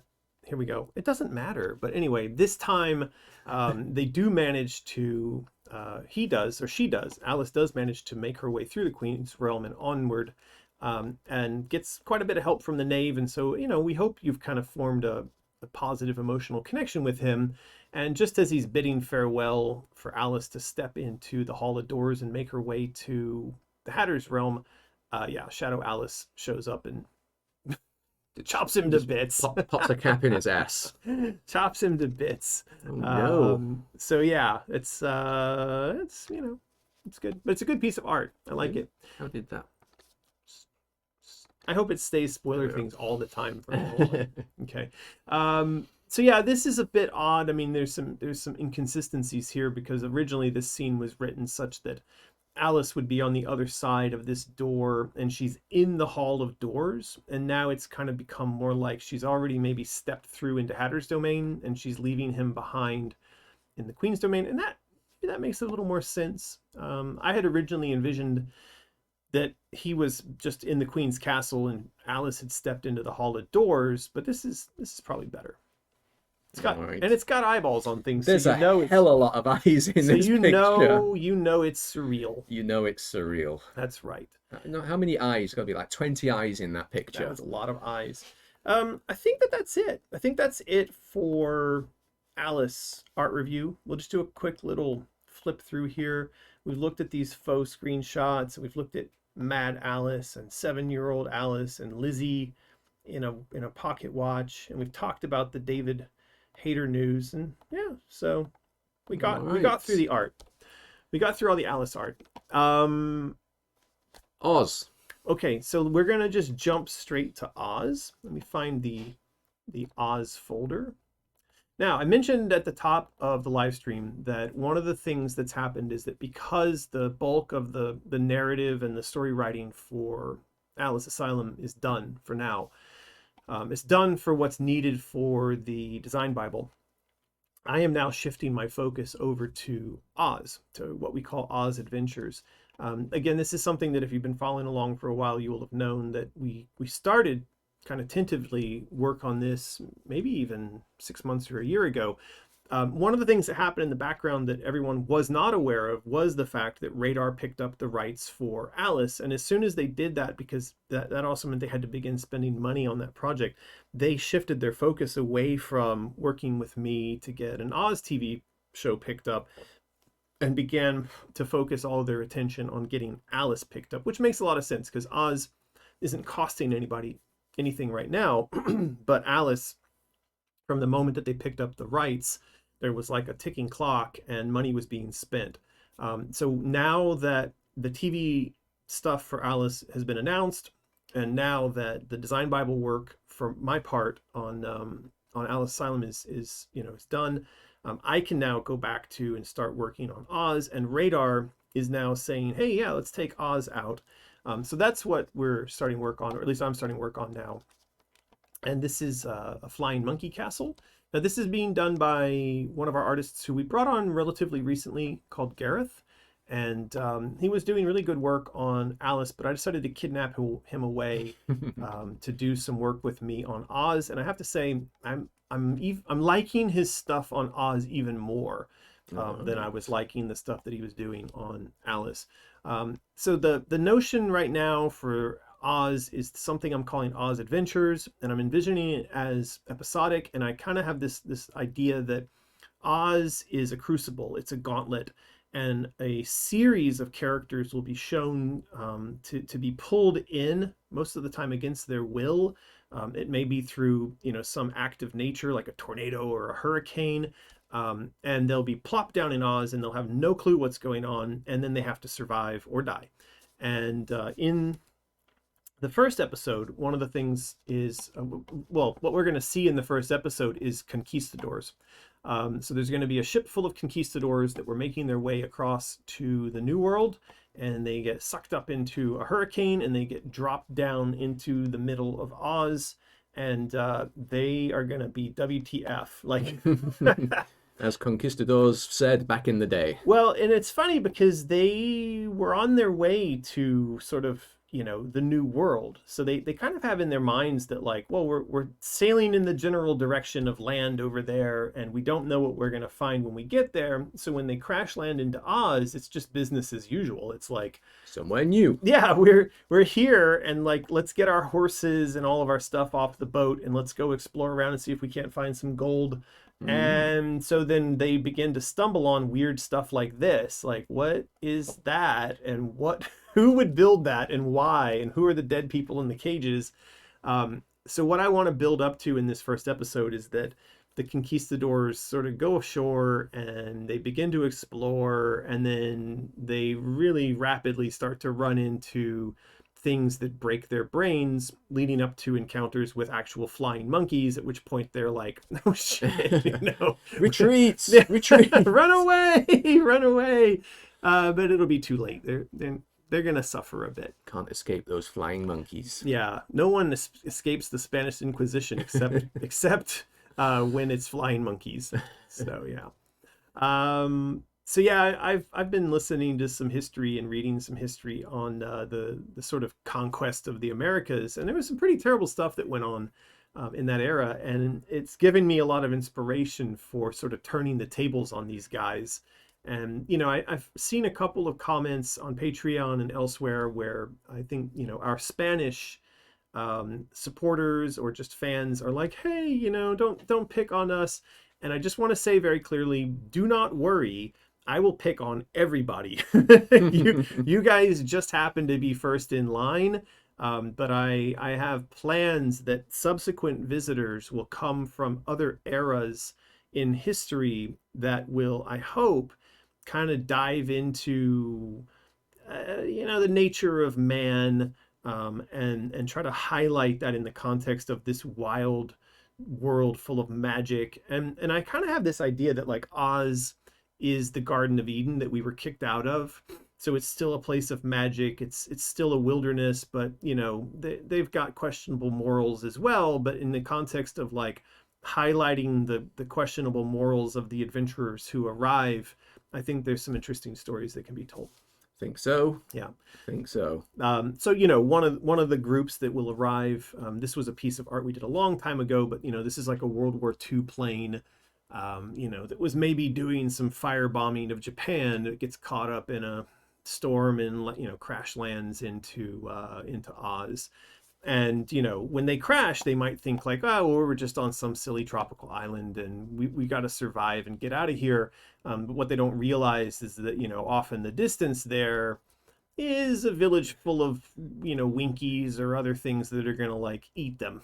Flying monkeys! Well, flying monkeys aren't the only thing they've got to worry about in Oz. This is another group of explorers. You know, I haven't yet figured out what era they come from, but they look a little more modern. You know, they've got your sort of traditional Little bit. flashlight and yeah, so these guys, you know, same thing. They're gonna land, they're gonna be like, what is this? This looks kind of familiar, but something's not right. And then yeah, they're gonna have to run for their lives. And this was early on. We did the pirates, but now I've refashioned the pirates into conquistadors, and I have kept this scene. I do have it where they go into this cave and they are super happy because they're like, look, jewels and gold and riches. And just at the moment where they're like, yeah, we've made it, you know, it's the land of gold. That's things are gonna not go well. They're gonna run into these guys. All right, who are these guys? So this was Gareth's work on conceptual kind of ideas for the Winkies. Winkies are a race that exist in Oz, similar to the Munchkins. They're a little people. So I kind of had this idea that like maybe the conquistadors first run into some Munchkins and they actually slaughter and like burn down one of their villages, and so you're like, oh, you guys are dicks. Yeah. But then they run into these guys and they're like, oh, hey, look, more little people we can push around, except that these guys turn around and have got like pointy teeth and, you know, significant weapons and maybe a bit of magic. And so the tables will turn. These ones seem a little more bitey. Yeah, they are a bit more dangerous. All right. Yeah. So that's yeah. Never heard of Winkies. I guess they're in the other books.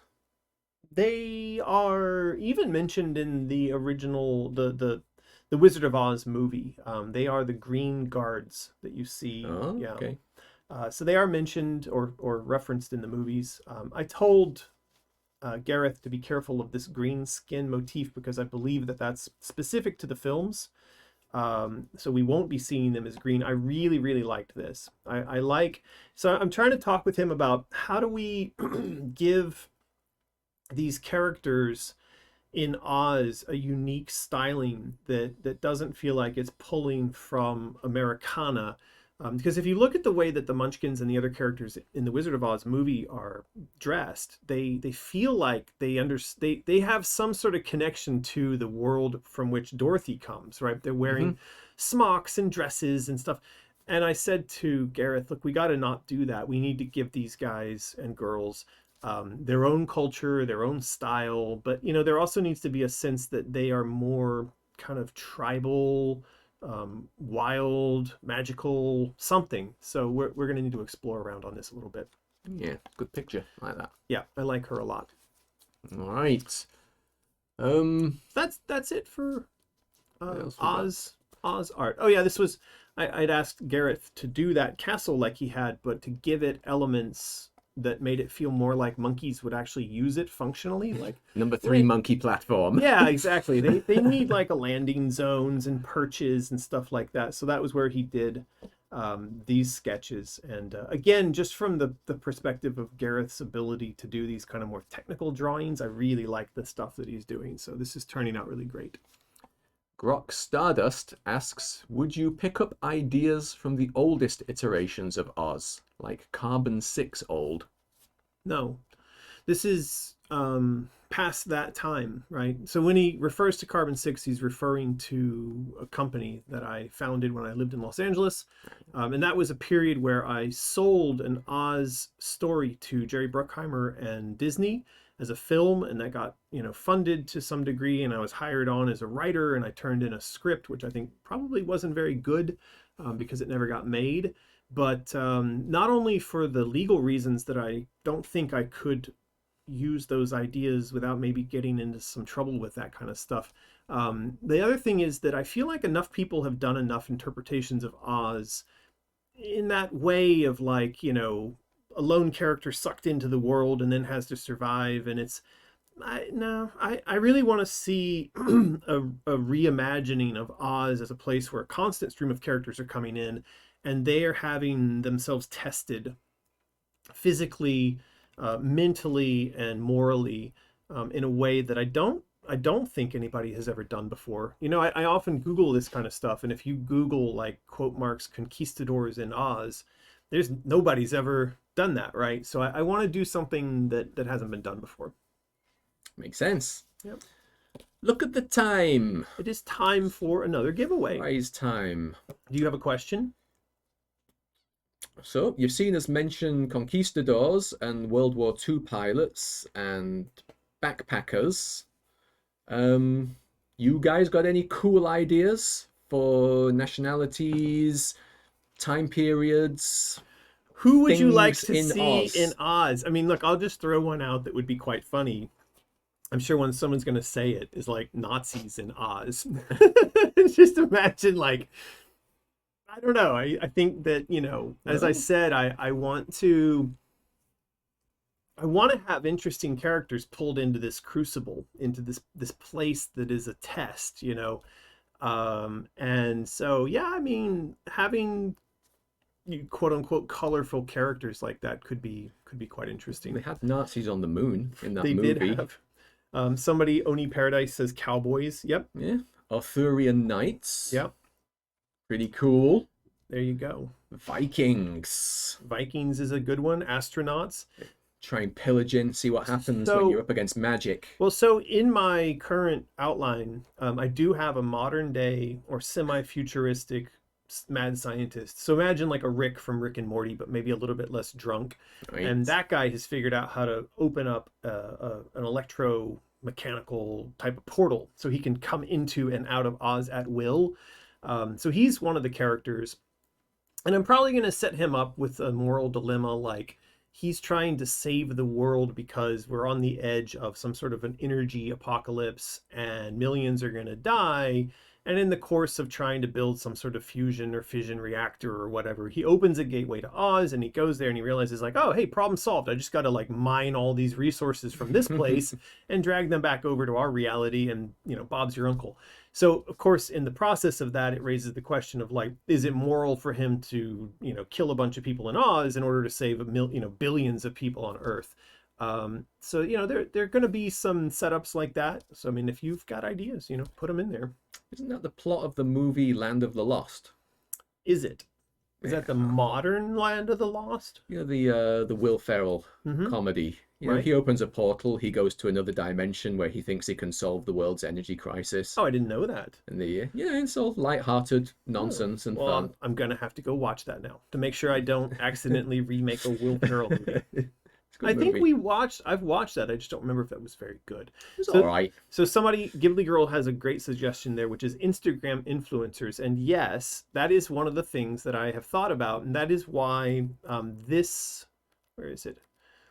image exists. The idea of this was going to be, there's a modern day jetliner, perhaps coming from now-ish, with modern day passengers on board, and they will crash. And of course, they will be trying to live stream it and tweet it and message all this crap on their phones.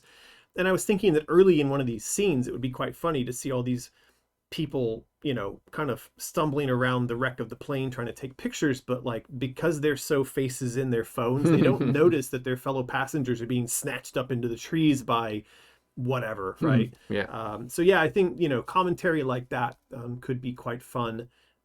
sort of the struggle of modern man to survive for even 5 minutes in the face of something like this could be quite funny. I think so.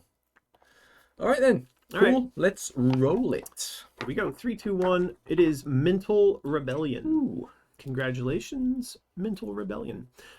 You need to go over to the mysterious website. You need to pick out one of the plush toys that you see on this page.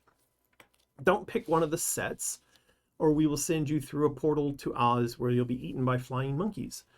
Do send an email to support@mysterious.design. Include your name, your phone number, your mailing address, and do all that in an easy to read and non-anger inducing format, and do it within 24 hours. Do that. And Bob's your uncle. Well done you. Getting a plushie. Congratulations. What's next? I'm losing my voice. So we're gonna need I guess it's just comments. Let's do comments. That sounds great. Delicious water. Because comments is like a lot of you reading. Yeah. All right, let's have a look at what we've got. I'm sure it's just a lot of congratulations and stuff. So we're looking at Patreon, I suppose. Yeah. Okay. So I guess this is this one. 2022 starts with a Raw. Don't know what this one was about.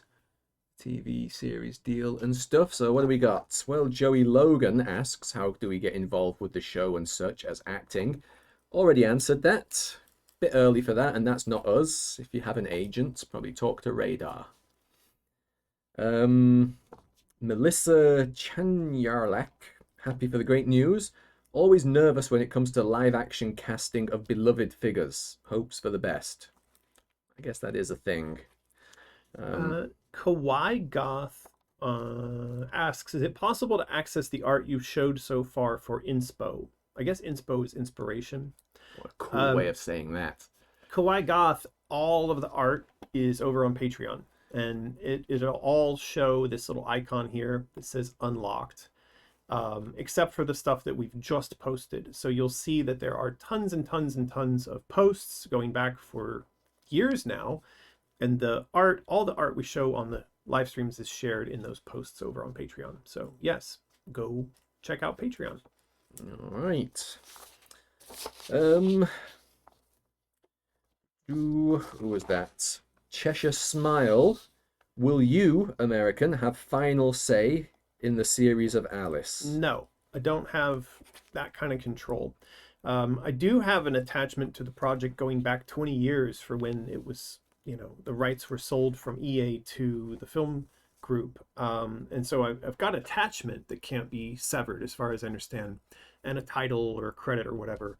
But I've never had any kind of like real control. And like I said earlier, I have been invited into the creative conversations thus far with Radar and David. But, at the same time, if you say like, do you have this kind of control? I don't know that I'd even want this kind of control. Not yet, or at least not for this. I think that what David does will in some fashion be what David does, and he's good at what he does, and Radar are good at what they do, and so let that live. I'm going to support that in every way that I can, but I think also that at some point in the future, like I'd still really like to see a feature film made, and I have stuff I can't talk about related to that, but I can imagine that a feature film would be something where I would go in and try to have a bit more creative control and have that be something that's more like a direct presentation of what we're trying to do in Asylum. Because Asylum does this thing where it presents the past and the present and the future of all of the stories in a really interesting fashion. And I'd like to see that get made as, maybe an animated series or something like that. So that'd be a place where I think control would be useful and interesting for what they're doing and what David's doing right now. I think it's in good hands and it's not necessary. All right. Karma Chameleon is beyond excited. Pete West says, I'm sure that Martin told you that winky is UK slang for penis. He would never let you create a whole group of people called that without mentioning it. Well, I would. I didn't create them. This is what they're called in the books, in the Wizard of Oz books. So it is what it is. Gary Anife Kusanagi Macy, who writes a lot these days. Maybe too early to ask, but have you had any discussions on who will score the series? Or who would you hope it was for? So I have not heard any conversations, but I will be strongly recommending that they get Chris Vrenna involved. If he's too busy in his current role as a professor at the university I think he's in Kentucky or something like that, to do the actual production, then perhaps he could be like a music supervisor. So I really think that the fans and myself, and we'd love to see him brought back to lend sort of that tone and that style of music that he did for the original game. So yeah, but no conversation has happened about that just yet. All right. Grayson came. I'm happy that we all helped to make this TV show a possibility. Looking forward to the live stream. Yeah, I mean, I Are you want to there? I want to reiterate that it's really important for everybody who has been supporting us thus far to understand that it is these live streams that attracted the attention of Radar in the first place. And the live streams exist because this is where we share a lot of the work that we're doing over on Patreon publicly.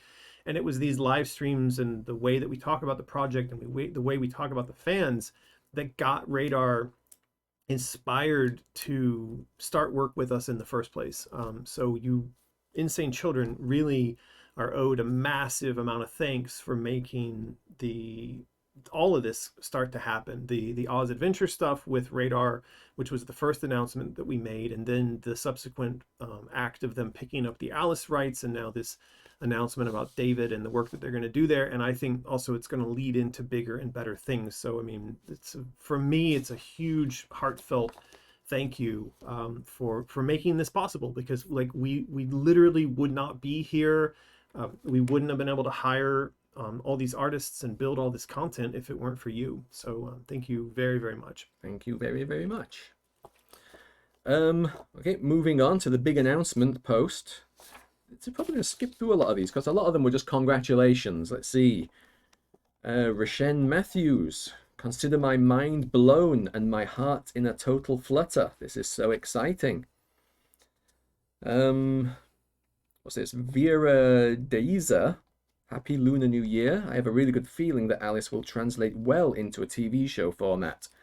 It's funny, over the last decade, I find myself constantly re-watching playthroughs of Madness Returns because I was so in love with the story, visuals, and Alice.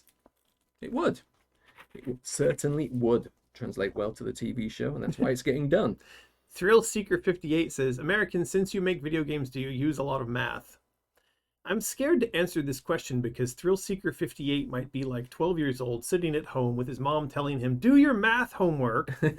And he's like, no, I don't have to do math. And look, this American guy, he doesn't math and he's doing just fine.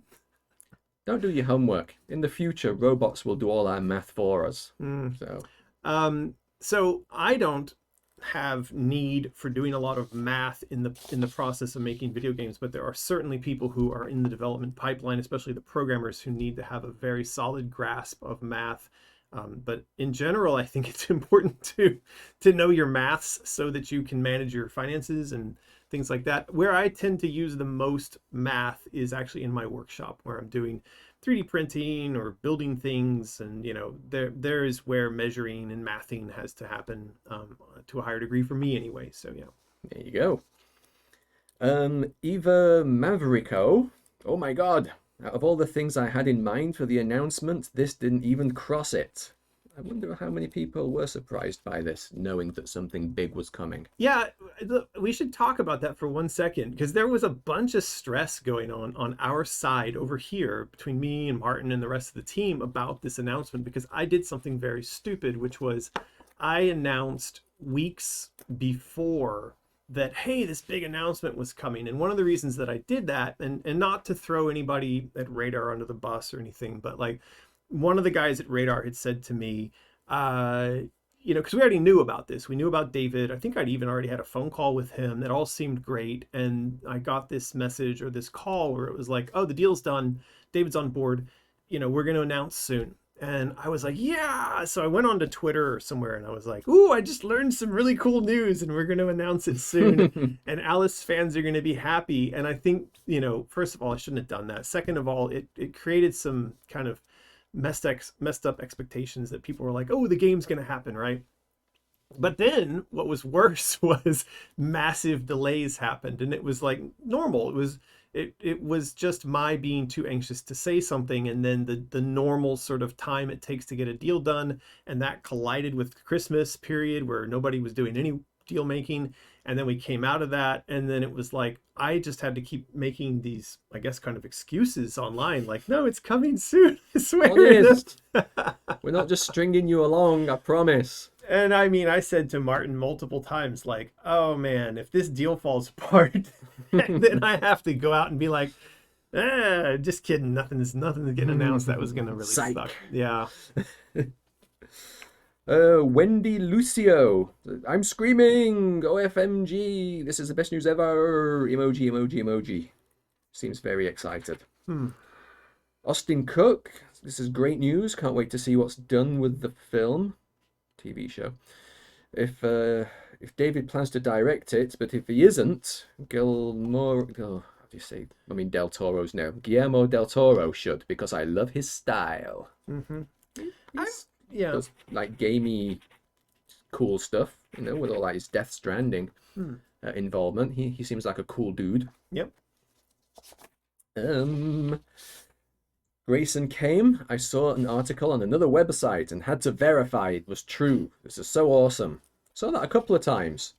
I mean, you posted about it on your official like Instagram and everywhere. That's really the only place people had to go to see that it was true. Yeah, it's true. Yeah. What else? Andioga Arigagaga. Not the news I'm rooting for, but good news nonetheless. Isn't Andoni quite negative sometimes? Am I thinking of someone else? I don't know. We did see that though. You know, the typical internet response of like, this, you know, great, now where's the game? And you know, the one that I mentioned before we started the live stream, there was somebody over on Facebook who was like, well, if you guys didn't spend all the Patreon money on making plush toys, are you going to clear that up now in front of all these people? I just think it's really funny, like how people don't understand that plush toys are made as a retail product that when they sell make money and that money supports my family, and it has no bearing on how fast anything else moves or doesn't. And yet when they read news like this, the first thing they want to do is come and attack the plush toys because somehow that's stopped the game from getting made. And I read those kind of comments and I'm just like, how do you get here? How do you have such broken logic? But then, you know, lesser than that is just the people who are like, I'm seriously disappointed that this isn't the game. And you try to say, well, this will lead to the game though. So, you know, so just look a little bit more forwards than like 1 foot. Yeah. Look at the destination. Look where we're going. There you go. Somebody, Kawaii Goth says, how does it make you feel to be mostly known for this one sequence of games? Yeah, I mean, it depends on who you ask. These days, we've got a huge number of fans who mostly know me because of the plush toys that we're making. There's also a lot of people out there who mostly know me as that guy who worked on Doom and Quake, you know, 30 years ago. So it just depends on which corner of the internet you look into as to what I'm mostly known for. There's a whole group of people right now that have got it out for China that are, you know, official, dedicated anti-China, China hater type people who made videos about me being a CCP shill. And so I've become mostly known in that group of people as being somebody who's apparently paid by the Chinese government to say nice things about China. By the way, Chinese government, if you're listening, I would gladly be paid to say nice things about China. So yeah, I don't know. Moving on. Again, a lot more of those comments are just basically congratulations. Yeah. So moving on to the next post. Reflections on madness and a new dress. All right. What was the new dress? I don't know. We're going to have a look. I'm going to have a look. I'm going to find that page now. Somebody in the chat says Bad Day LA was amazing too. Look, I just think it's special that I could be awarded in 1 year Game of the Year award and like 2 years later worst Game of the Year. I dare you. Bookending it. I dare you to find someone else who's been capable of doing that. Those are goals, you know. These are accomplishments. Don't poop on bad day LA. So the post called this one. Reflections. Okay. This was cool. This was another one of those ones where we asked Joey to draw something and she kind of went off and did creative fun stuff. Did you ask her to draw a picture of like the infernal train going through Wonderland? And this is what she came back with. No, but you know, but we did ask her to do something where like, again, the Alice and her shadow are kind of connected in a scene in the asylum. And so she'd done up this variation on it first. And I mentioned that it probably wasn't very realistic that the insane asylum would allow the inmates to have oil lamps and mirrors and snow globes in their cells. So then that got remade into the water dripping down the wall as the reflective surface. So that's fine. It is. Yeah. What's the new dress? I don't know. Is it that? No, I think this was a London dress. Right. It's a kind of a green color. I think Omri, what he said was, because when you end Madness Returns, you see her leave the train station after murdering Bumby and step out into London and into Lunderland. And Omri made a good point, which was that at the point where she's returning to the orphanage and when she finds that she's been ejected from the orphanage, and this sort of is like a part of the asylum story, we expect that she would look quite mad.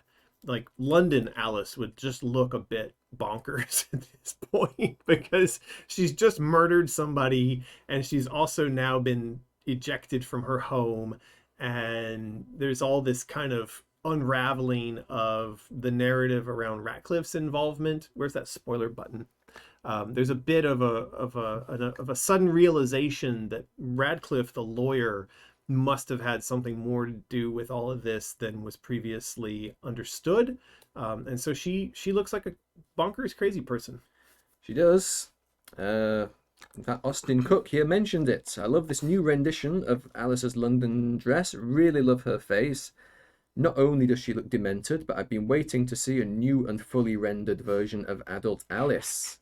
Used to do those quite a lot, didn't we, with the new dresses? We did. Yeah. Oh, here's one from Mental Rebellion. Absolutely love the art. You're correct on the lack of items for the asylum. Could be that Alice sees a mirror. Doesn't actually have to be there. She is. She could do. She is bonkers. Yep. Rubna's Custom Creations. Why are spoilers still on? That button is kind of crap. It's It works when I press it. Yeah, well. I love the pocket watch. Not sure how it could be done, but I'd love to own one. As we said earlier, it would be a fantastic thing to make, but it's kind of... That's brilliant. Let's make this pocket watch that spikes shoot out of, and then send well, those... not that big. And then send these to our fans around the world. There you go. Blood. And then they could hold that up and like, look, American McGee did this to me. That's what I would be famous for from then on. Yeah, giving thousands of people tetanus. Like the Ted Kaczynski of the video game world, stabbing a bunch of people in the hand with pocket watches. Who? Oh boy, the Unabomber. Oh. Gary Lafaro. I enjoy how the style of the art looks. I like to think that Lizzie is trapped in the power of the doll maker, and that you have to free her from within the torment. Yes, that's right. The Simming Koala asks, are you planning on doing what you did with Madness Returns, where there's a dedicated dress for each world? Yes. And again, if you go over to Patreon, you can scroll back into the distant past and you will find lots of those dresses, and they are amazing. Salah says Alice looks like a Vogue model. Does she? Maybe kind of moody. Skinny, this one, I guess, or this one. Probably I guess the dress one. Yeah.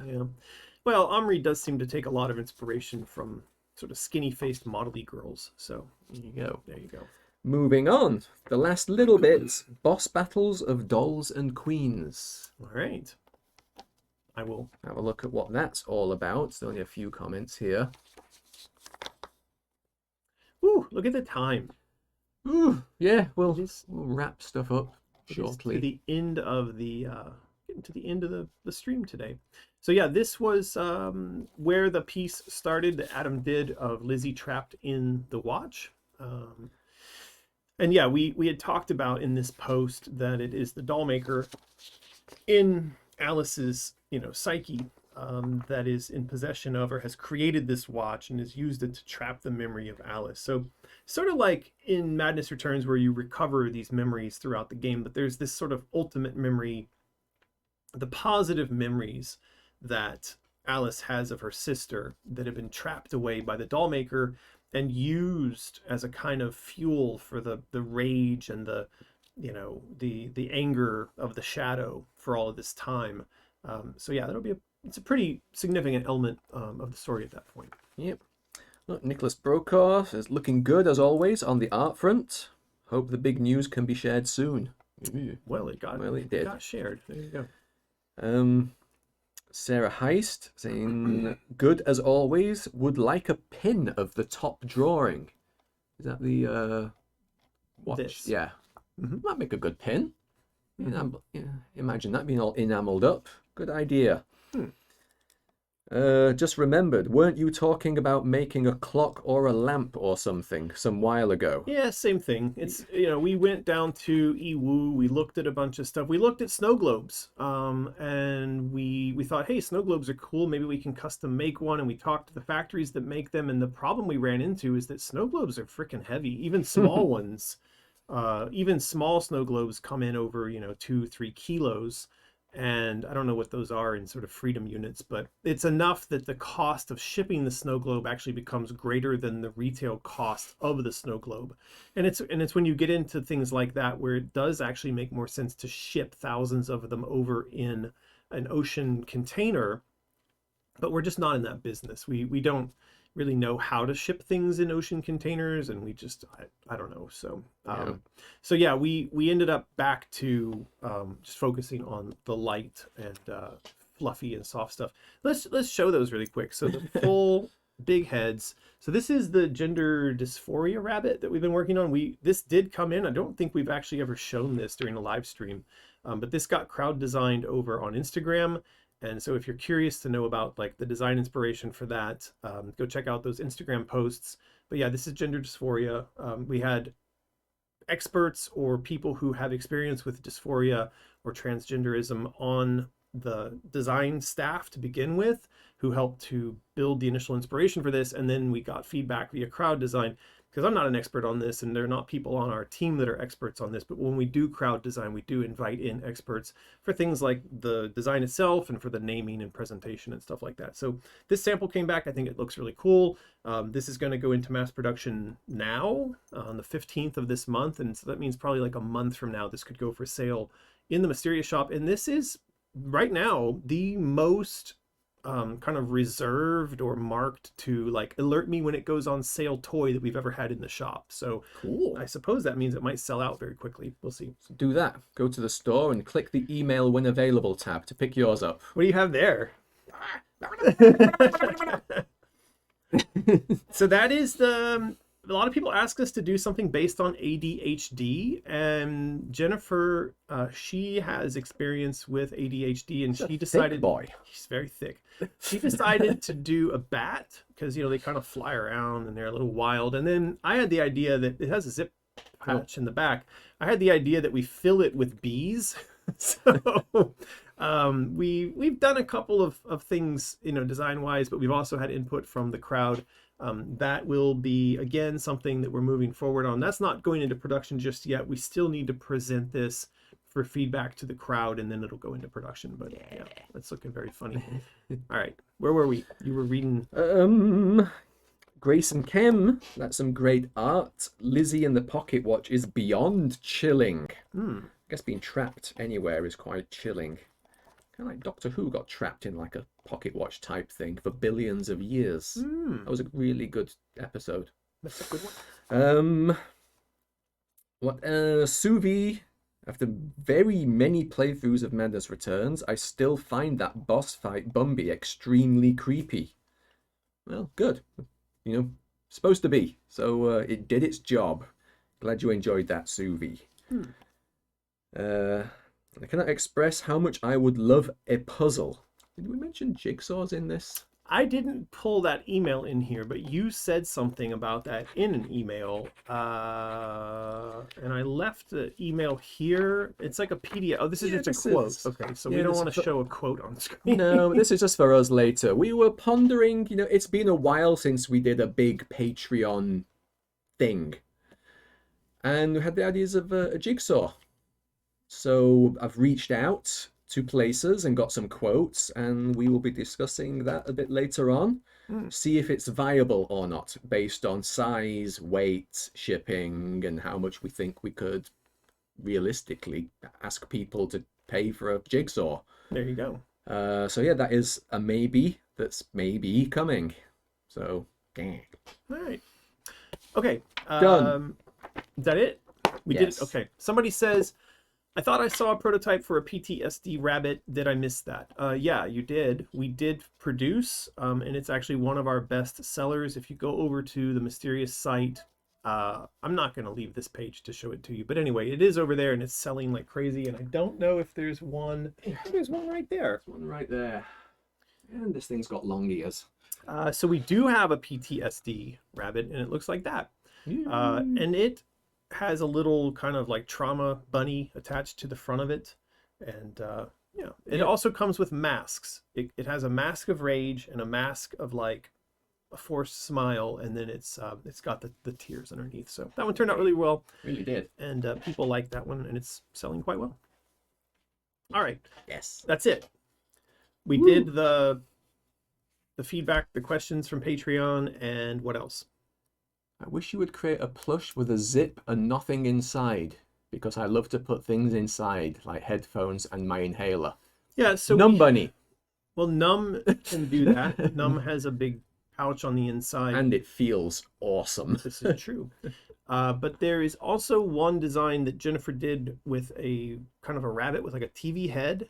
And then we were talking about having that be like a Faraday cage. Like it basically blocks phone signals. So like at night you could put your phone in there and you know that it can't send or receive messages and yada yada.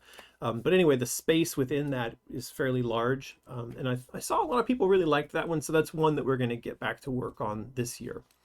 We have designs to make a lot of these new toys because they're doing incredibly well. There's a big list of future maybes. We almost can't make the rabbits and stuff fast enough. So we are having to grow our warehouse and grow our production and grow everything super fast. So yeah, it's going very well. So for all of you that are fans of Mysterious and the plush toys and stuff, thank you, because you're turning that business into a crazy success. So that's great. Okay, that's I think it for the live stream today. We will do the thing, I suppose. We will do the 4 things. Although didn't we say it was 5 now? I forgot what the 5th thing was. I don't know, but I'm gonna let you do that because I am losing my voice. All right. I am running out of voice over here. So here you go. If you would like to support us and the stuff we are doing, there are some main things that you can do. It's all listed over here on AmericanMcGee.com. Thing number 1, sign up to the Alice 3 mailing list, please. Nice and simple. Real emails only. Just spamming us with fake dead relatives emails isn't going to do anything. So yeah, do that. We also have many a social media channel that you can follow all the things. Facebook, Instagram, Twitch, Twitter, YouTube. We have a TikTok, Tumblr, I suppose. TikTok, Jennifer is Grindr. Jennifer's putting stuff up on TikTok. So yeah. All right, look, what do we know our TikTok details? I don't know. You'll have to talk to Jennifer. Maybe we'll update this page with that when we know. There you go. Thing 3, as we've talked about on this stream, we do have a Patreon. There are many tiers you could join at, from like some lowly $1, $5 levels, all the way up to some much higher ones where you get stuff sent out each month. art prints. You get like a plushie at that level as well, the Hysteria Bunny. Go and check out our Patreon. You can also see all of the art and news and stuff we've posted over there that gets unlocked. So go over there, check it out, see if you would like to join and support. And we have the Mysterious shop that we've just been talking about. We sell many things, lots of plushies. Yeah, we should update this to be plushies now. But yes, as you can see, there's a skull or two. There's a couple of wallets. We've got t-shirts, necklaces, lots of awesome, cute, quirky items. So yeah, check us out on was it americanmcgee.mysterious.com. What? Mysterious.design. No. What's our shop? Oh my god. And you're the person that does customer support for us. I Oh. never have to copy and paste that though. Mysterious.design is the simplest way to. Are you sure? Mysterious.design. You just type in mysterious.design and you will go to our website, mysterious.design, and there's our website going to pop up. Mysterious.americanmcgee.com is Yeah, the actual thing. But like, it's very easy to just say mysterious.design. Yeah, well, you're going to get poison in your lunch today, so there you go. All right, everybody. I think that's it for the live stream today. Ooh. My voice is wrecked, but that was good fun. I'm glad that we got to finally fully talk about the situation with the TV deal. And I mean, I think going forward now, we're going to have more and more to talk about on that as much as I'm able. That is another question that I saw people asking. We will just talk about really quickly. People said, are we still going to have crowd design and have kind of visibility into and be able to know what's going on with the TV stuff? All I can say is as much as I'm able to, and like Radar and whoever picks the show up allows me to, yes, I would like to share that stuff with the fans. So it's great. It's been wonderful to have all this support to make these kinds of deals happen. And I hope that in this year of the tiger, we're going to get more deals like this done, and there'll be more fun progress to share with you. Fingers crossed. Touch the wood. There you go. All right, we're going to go have lunch. The rest of you go to bed, probably. Yeah, so jib it up, get bent, get out the kitchen, See you all later. that stuff. Bye-bye.